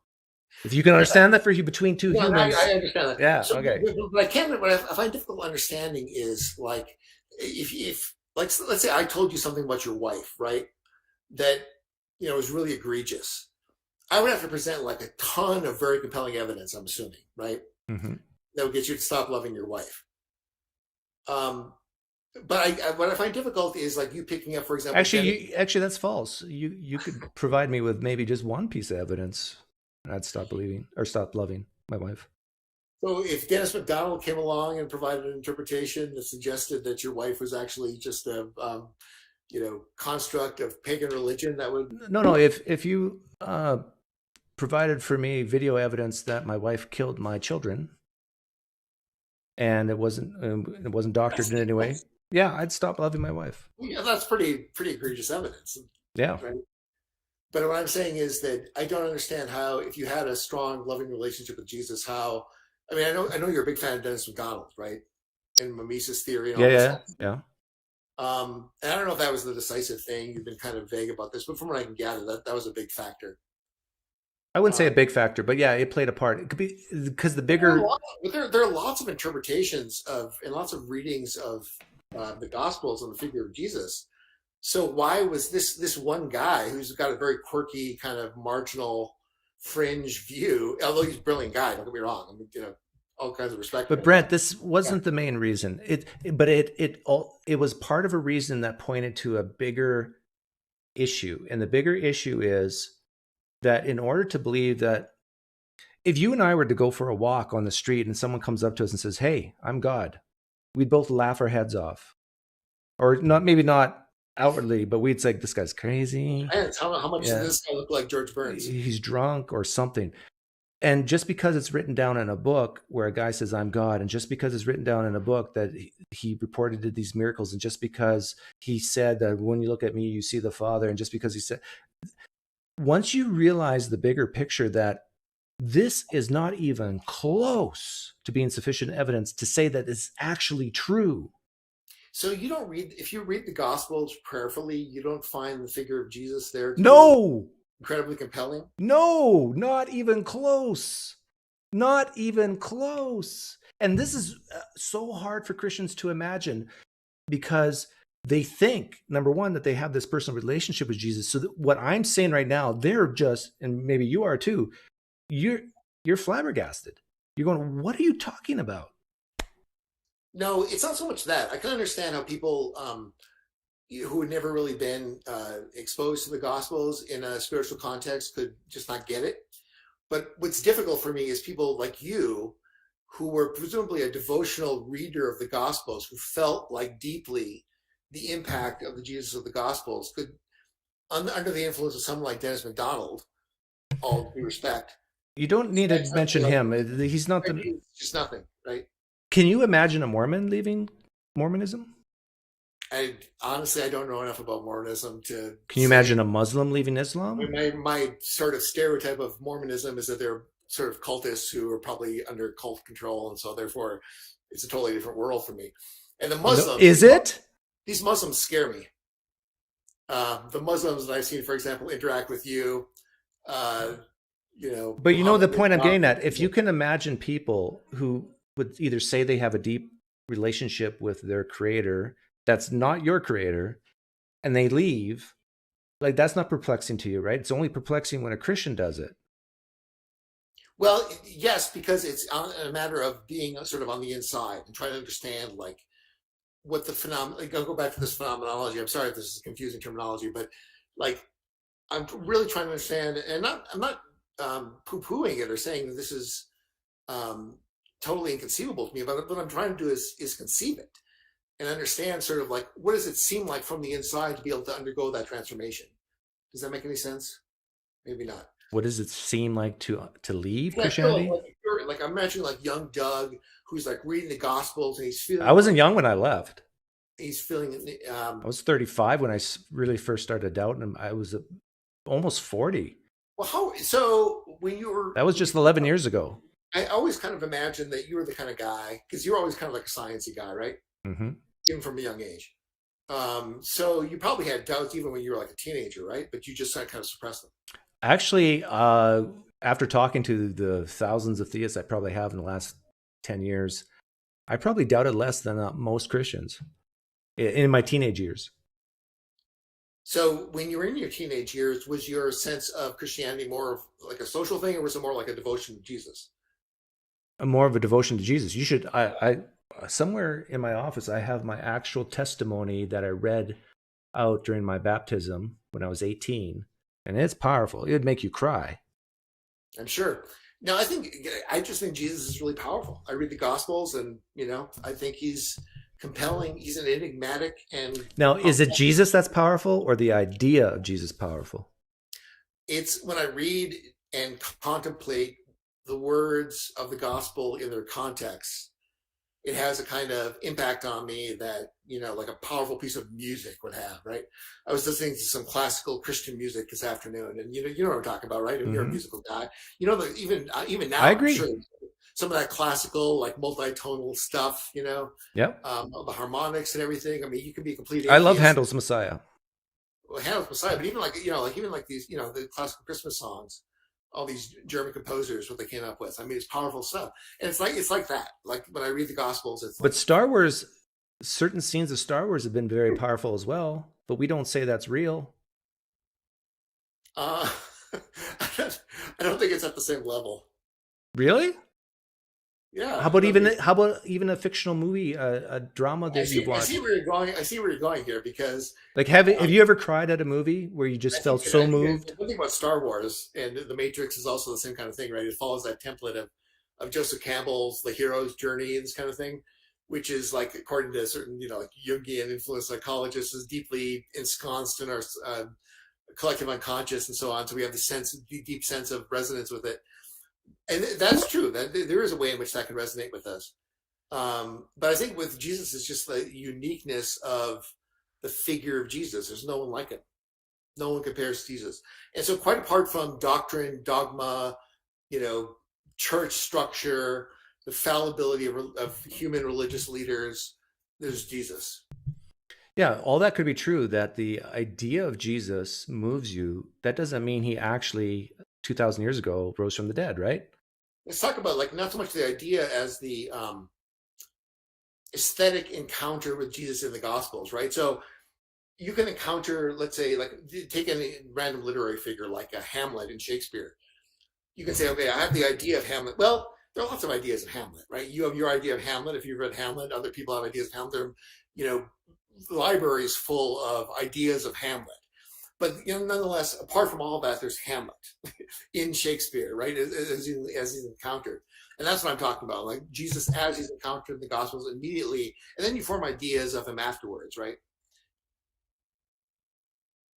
What were you saying about the? Well, all that could be true in the fact that it impacts you in an emotional, psychological way. That still doesn't mean that the Jesus described in the Gospels actually did and said the things he did and said. Right? I think it's sort of irrelevant. What? It's irrelevant if Jesus actually said the things he said and did the things he did? Well, it's irrelevant to us from our practical perspective because we can never really ascertain that. There's going to be no definitive historical consensus. Like you like to talk about how. So are you treating Jesus? Wait. Let me finish this point really quickly. There are all these different religions, right? And you like to say, well, look, you have Muslim, their view of God, and you have the Christians' view of God, the Mormons' view of God, the Hindus' view of God, the Baha'is' view of God, our new deep voice guy. And you say, well, look, we have all this disagreement. It's not like science where we can have decisive, repeatable experiments. We can arrive at agreement, right? But history is like that too. There is not going to be no agreement about what Jesus actually said. It's not even in principle possible in this. But you still believe that Jesus said the things he said and did the things he did, right? Well, I think that it's a matter of committing yourself to an interpretive community, right? I talked about the last time we spoke about being part of the church and the church's tradition of interpreting the. Wait a minute! No! Don't bring this onto the church. This is about you and your beliefs. Do you believe Jesus Christ actually rose from the dead in bodily form? Of course, but not in what we think of as physical bodily form, but in a transfigured resurrection body. Okay. And you do believe he walked on water, multiplied the loaves and fishes? Yeah, I believe that. Okay. Now, does it matter to you whether those things are true or not? Yes. Okay. Now, you do believe they're true. And don't you think that has an impact on how you perceive Jesus and why you love him so much? Well, I don't think that those sorts of things are, let's say, necessary conditions for knowing or loving Jesus. Right. I just mentioned a few, but Jesus is sort of like a gestalt, like a concept of a gestalt, right? It's like a whole figure that kind of comes in. Right. I understand. But if you became convinced that those certain propositions of what Jesus said and did actually didn't happen in history, don't you think your love of Jesus would wane? It depends on which propositions and how I discovered that that they didn't happen. Okay. Well, there you go. Now you understand me. The idea of the rising of the saints, right? There's always talk about the so-called zombies. Right. But what's important to you, if you became convinced over time that those things probably didn't happen in the past, your love for Jesus would wane, and you've just now understood my process out of Christianity. No. That's not true. It depends upon, like, there's like the central view of Jesus is Jesus actually who he says he is fundamentally? And then there's the question of, okay, so the Gospels present all these things as being true of Jesus. How do we understand that? How do we interpret that?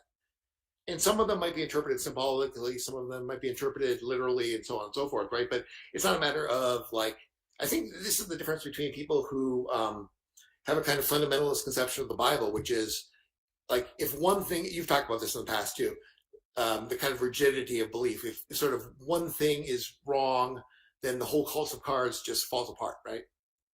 And I think that the view I have is that there's the fundamental kind of core conception of Jesus, which is what we encounter as a gestalt in the Gospels. Okay, what is that core? I think the best is probably the Gospel of John, right? Especially like the prologue. Okay. To the Gospel of John.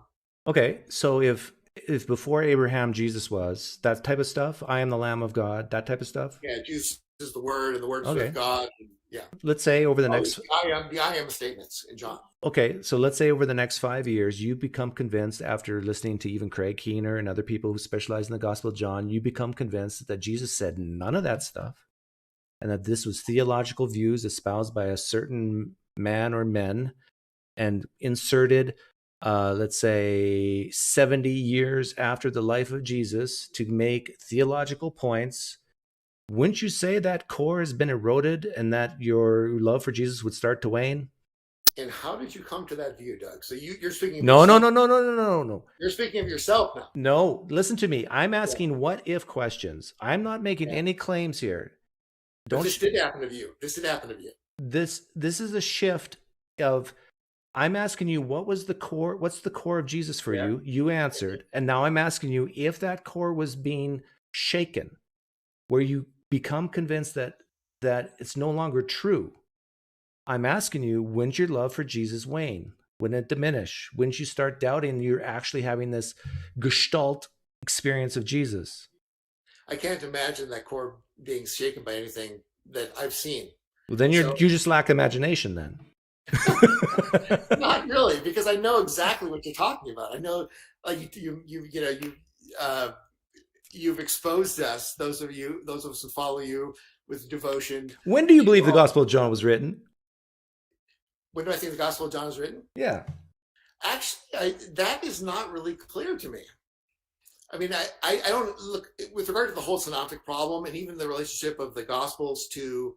So you don't know? You don't even have a guess? You don't even go with what the scholars say? Look, don't get me started on the scholars. If it were true that the Gospel of John was written in 120 AD, would that make a difference to you? Maybe. I don't know.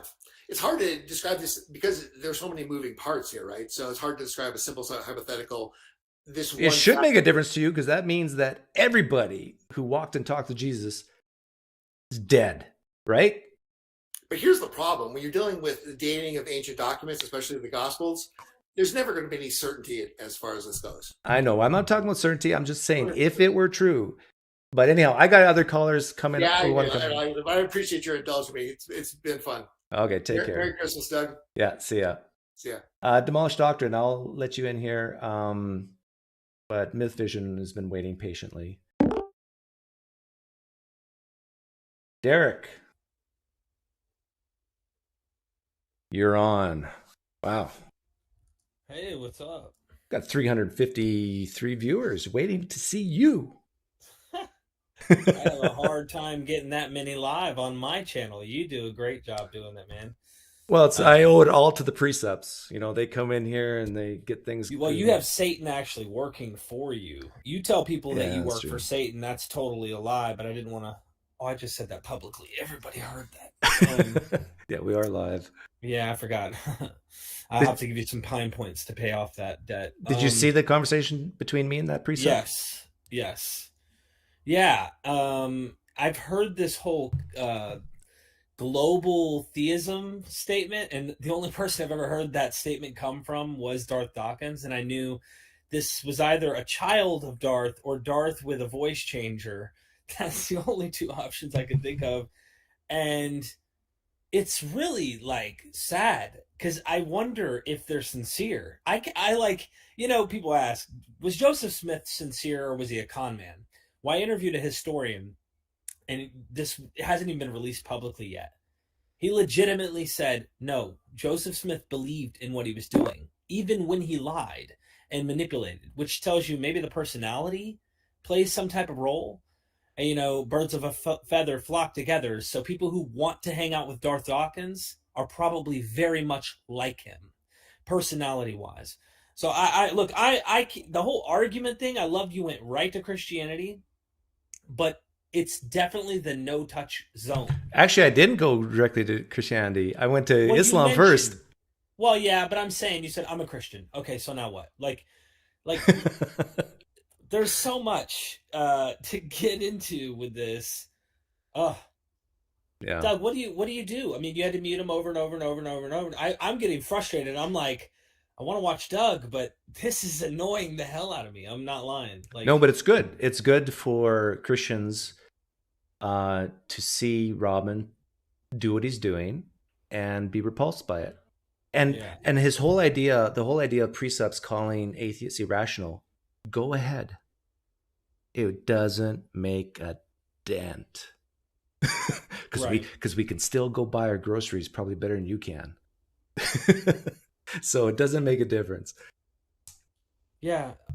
I mean, I do notice that every time you try to go down that path and get closer to an answer, like not a general idea, but an answer, the topic becomes very vague, and it's all you're shifting the thing. No, I don't believe you. You're not honest. And it's like, I guess you're trying to get them to see like what makes Christianity actually true. And your last caller was an interesting caller. Dennis McDonald becomes weird and quirky, but you know what's really interesting to people who really probably, I'm not sure, maybe this might be wrong, Brent, but I'm not sure if you've actually read all of Dennis's work. And I've walked away from this, not convinced of a lot of the things he says, but very convinced that he's on to a big topic here. And I just interviewed another lady who's backed that whole thing up. PhD, of course, Miami University. I mean, it's more people. But the reason why it leads to a bigger issue, and I was trying to say that to Brent, that once you realize that there are explanations for how the Gospels could have been written other than those events actually happening, if you even consider that as a Christian, a certain type of Christian who really treasures the Gospels or the New Testament, you're done for. Like it's like, oh, this thing that I hold up as the words of Jesus and the actions of Jesus and the words of God is no longer, maybe not. It's like, what? And this whole idea that Brent was trying to get at, like, he can't imagine that I could have one time had a sincere relationship with the creator of the universe and now look back on it and say, no, that never happened. I am with you. That's exact. Brent, you haven't talked to enough of us to see it is real. In fact, some of us were so devout that when we found out and had to honestly assess the data, looking at it, not because I could see he's reluctant. I can't imagine something would shake my understanding. And, he's a very likable guy. You can tell he's like a real cool guy you could hang out with. But you could tell he, I think, starts with subjective. We all had that. And that becomes the way he frames it. No, I believe he multiplied the fish. I believe this. But I think he committed heresy when he tried to answer you on resurrection. It was a spirit body. And it was like, hold on, dude. Corpse came out of that tomb, and he didn't really like... Well, no, he said resurrected body, so... Yeah, but he said spiritual. And I'm thinking, okay, maybe he means some type of manifestation of a spiritual and physical resurrection. Either way, the point is the more you look into it, he can point out, well, those are various interpretations, and... who knows, you guys could be wrong. Doug, you and me could be wrong about many things that we think. But when the evidence is like this, and it's so easy to see so many different ways of understanding this that make better sense than the one that they pitch you and sell you, or you're going to hell, I'm going to go with what makes more sense. Now, I wasn't willing to accept those. I purposely ignored those as a Christian. Like, I really did. I did not want to. I fast-forwarded past all of the debates where the atheists started talking just to hear Ravi Zacharias and William Lane Craig. And listen, I was listening to all of them And I wanted to hear how I could justify my view. Some people knew how to live in between, and they can listen to both sides, but they still remain a Christian, and they never find a way to like really challenge that. Yeah. It's funny. I don't know if you caught the very beginning of my live stream, but I played David Parr. Is his first name David? Alan Parr. Alan Parr. And he was basically saying you shouldn't go to these Christian channels because they're not speaking the truth. But it's like even more so with atheist channels. Christians do not want to listen to the things, the guests you have on. They don't want to listen to me. They will fast forward or they'll just leave because it is too painful to doubt. It is. I mean, you really started getting somewhere interesting with Brent. You started getting into the whole fiction. You brought up Star Wars. The way I view Jesus now, I had a real tight, I thought the Spirit of God lived in me. I felt the same subjective experiences. I thought I was in a constant relationship. When I was alone, I didn't feel alone. And today, now that I don't believe, it's like that phrase that actually is on the Viking show where Ragnar Lothbrok, I hope I'm pronouncing his name right, and the English king who's a Christian, they became best friends. They were enemies, but they became like best friends toward the end. And Ragnar Lothbrok was like, what if our gods are all lies and aren't real and they don't exist? And the guy goes, what are you talking about? Because he is a Christian god and they had all these other gods, Odin, Thor, you name it. And he goes, but what if they don't exist? What if they're not real? And the Christian guy goes, then there's no meaning at all. And then Ragnar Lothbrok said, or everything has meaning. Ooh. So it was so deep because to him, we give meaning to everything. And to the other guy, without this, I have no meaning. Once you realize it's you, and I've been trying to say this, it's you. You can get all weird and however you want. I don't care if you want to be esoteric about this. I don't care if you think I am the divine, whatever. I'm a naturalist. The point is, when you stop looking out there, you stop assuming that, and you realize it's all you creating that meaning, man, purpose takes a whole new level. That experience that you had with Jesus, you can actually have with yourself and with your family and with people around you in a much deeper way. Yeah, because you can touch them. You can smell their farts. Hey, I got a Christian who wants in here. You're fine, man. I just wanted to pop in and say hey. Okay, thanks for hopping on. Thanks, Doug.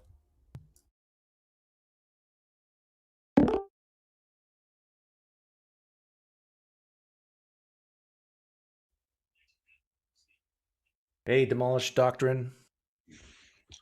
How you doing, boss? Doing well, thanks. Are you black today, or are you going to show your face?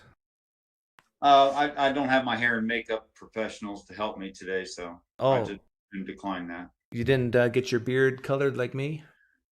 Actually, I do color my beard, as a matter of fact. Oh, you do? Yeah. Yeah, the women love it, right? No, I'm celibate, actually. Are you really? And I'm not worried about what the women think. Are you seriously celibate? No, actually, yeah, since 2012. So you haven't had coitus for 9 years?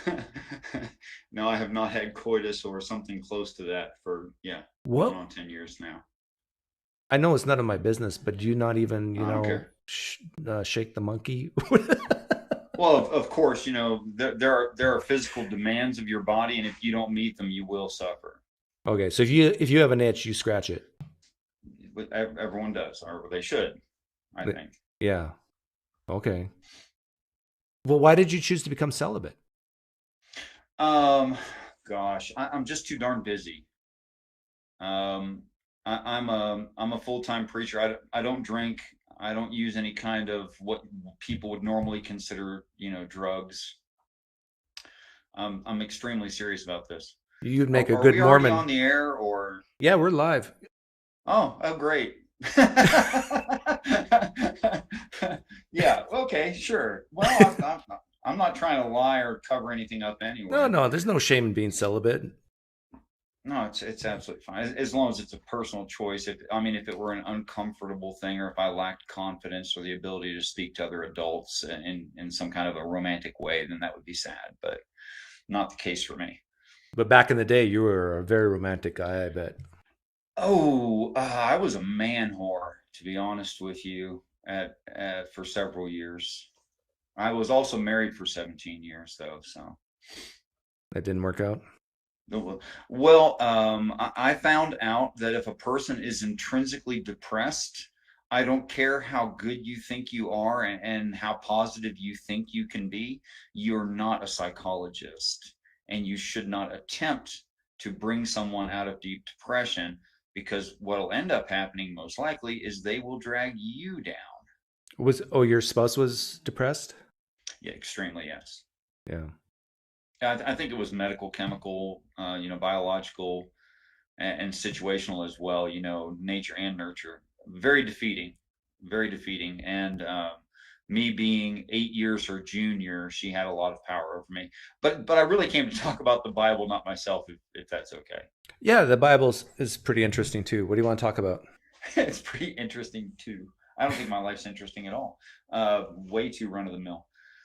No, I had a really good time talking to you last time. I want to admit to you that you surprised me.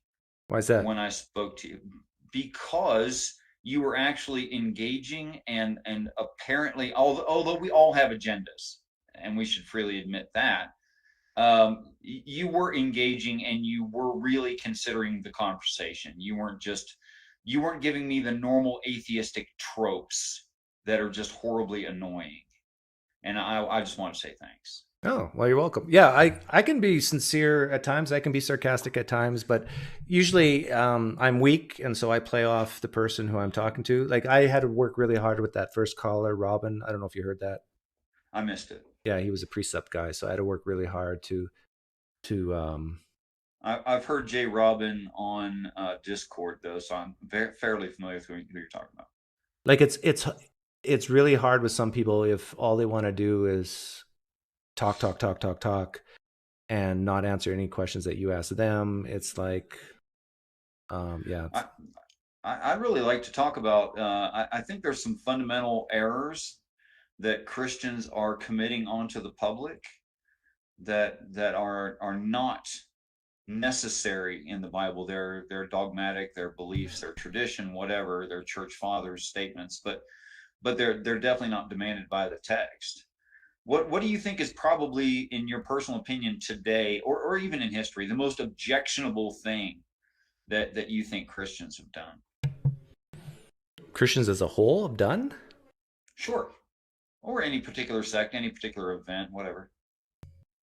I guess kill people in the name of Christian. I mean, in attempts to convert them. Like, if either convert or you die, or you don't have the right theology, so you're dead. Sure. So like the Crusades, something like that. Yeah, like some of the things Calvin even said and did, or accepted, or yeah. I think death is probably, you can't get worse than that, right?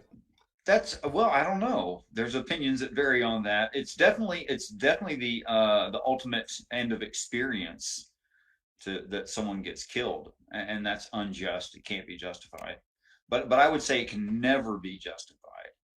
But I also don't think that the Bible is describing physical death.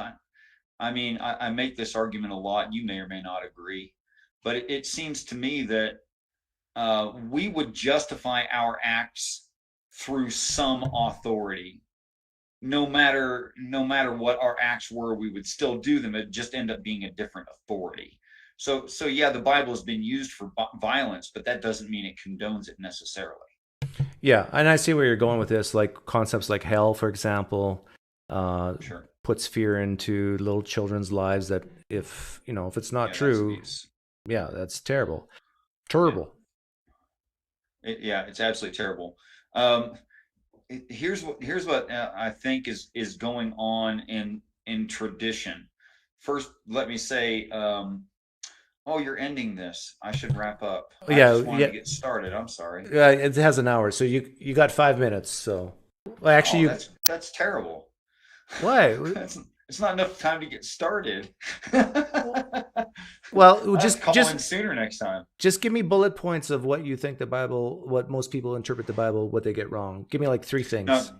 No, let me hit something super fundamental, because this will be a short conversation. We can squeeze it in and actually get to some kind of resolute point. Okay. If man is part of the creation of God. Man has further completion, i.e., quickening or perfection, to be achieved by God in heaven. Then God is not done with his creation, can't be resting. That sentence does not make sense to me. Can you rephrase it in like I'm a 5-year-old? Okay. Here are some basic claims within the text that Christians seem to not notice. God rests the Sabbath day. I think they notice that. No, they don't notice the rest of it. Okay. Man is part of the creation of God. Man has worked with God continuously, or God has worked with man continuously. God has had no time of rest. Well, but then doesn't man have to coexist with God in eternal past for that to be true? Well, I don't know how you would rest from your creation having not created it. Oh, okay, but you said man though. Sure. Man's not complete, right? Wasn't there a time when man didn't exist? Sure, but that's not part of the creation narrative. Okay, so you're saying that God actually never did rest. Right. In order to rest the Sabbath would have to be a future event at our completion in order for all these statements to be coherent. Okay, so when you say that it says in Genesis that God rested the seventh day, that doesn't mean he rested the seventh day. It means he does rest the seventh day, which hasn't happened. Okay, when will it happen? Oh, that'll be upon our quote-unquote perfection or quickening. Or vivification, that's one of the words they use. So then he'll stop fellowshipping with man? No. Just that we would not need more work. That would be the end of the creation. Okay. Why is any of this important for Christians? Because they go to church every Sunday and they guilt each other and they give money to churches and they do all kinds of weird stuff based on the Sabbath that hasn't happened. I don't think they do it based on the Sabbath, though, do you? Well, yeah, they even call it the Sabbath. Yeah, they call it the Sabbath, but that's not why they give their tithes and offerings. They truly believe that maybe they'll get a blessing from it or that they're just obeying God. Yeah, that's a bunch of scams, right? But it's the idea of the reason that churches exist is the idea of keeping the Sabbath holy. That's the basis of the idea of a church. It's all based on the Sabbath. I thought the church was based on Jesus. Well, they talk about Jesus in some churches, sure. Okay. Well, we got 2 minutes left here. I'll give you the last word, and we'll wrap it up. Well, now I'm trying to give you a few weeks break in between, but I appreciate you letting me come in and being cordial and open-minded, not locked. So I thank you for that. Okay. Well, thanks for coming on. Take care. Have a great evening. Hopefully next time I'll get in a little quicker. Sorry about that. No problem. Take care. Have peace.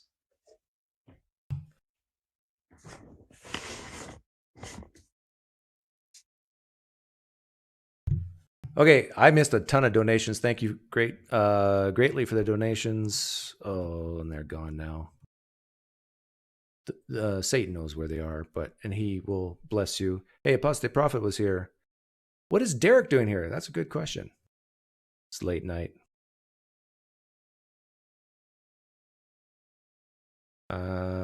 Is celibate by choice? Yeah, he was celibate by choice.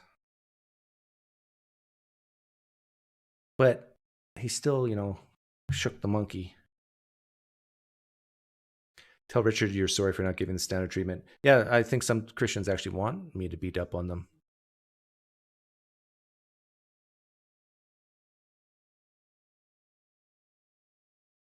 They like the, what's the name of the old guy, comedian who passed on recently? Don Rickles' treatment.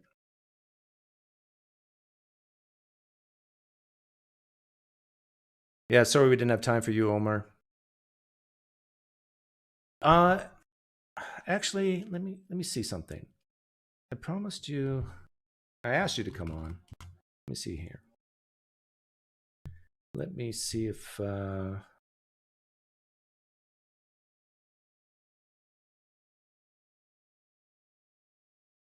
I can find a different way.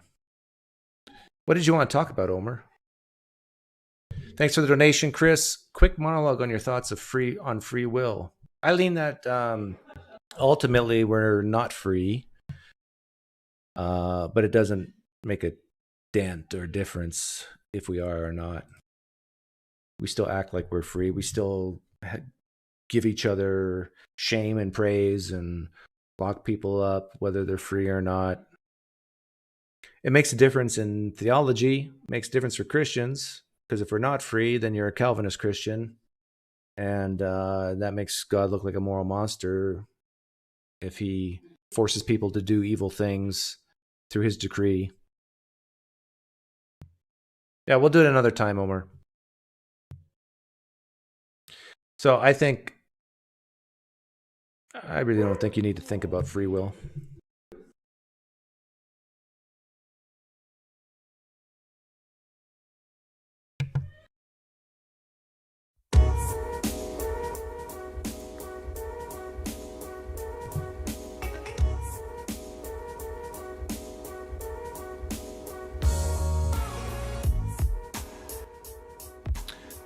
I've read the Bible and will always believe it. I'm not sure if you're being sarcastic or not. I'm a black atheist. It's always good to put a color in front of the word atheist.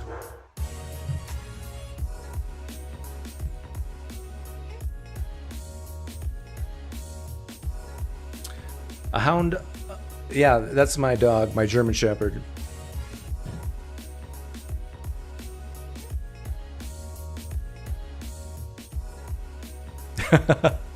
Really, Bill? Well, you're welcome if that's true. Wait a minute. Why? Thanks, Matt Metro. Great callers tonight, but serious folks and clowns alike. Nice to see you back on the grind. Thanks, Matt. Gerard, yeah, thank you for your super chat. My super chat said Darth pretends to be a deist using, as he likes to say, a worldview body double. Thanks for your donation, Gerard Dassine.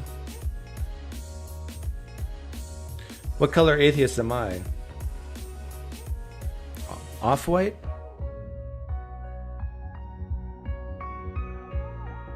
Oh, Bill, I thought maybe you meant that your wife watches my live stream and gets the urge.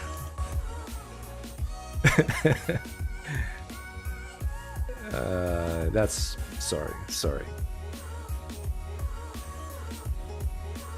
Thanks, Nicholas.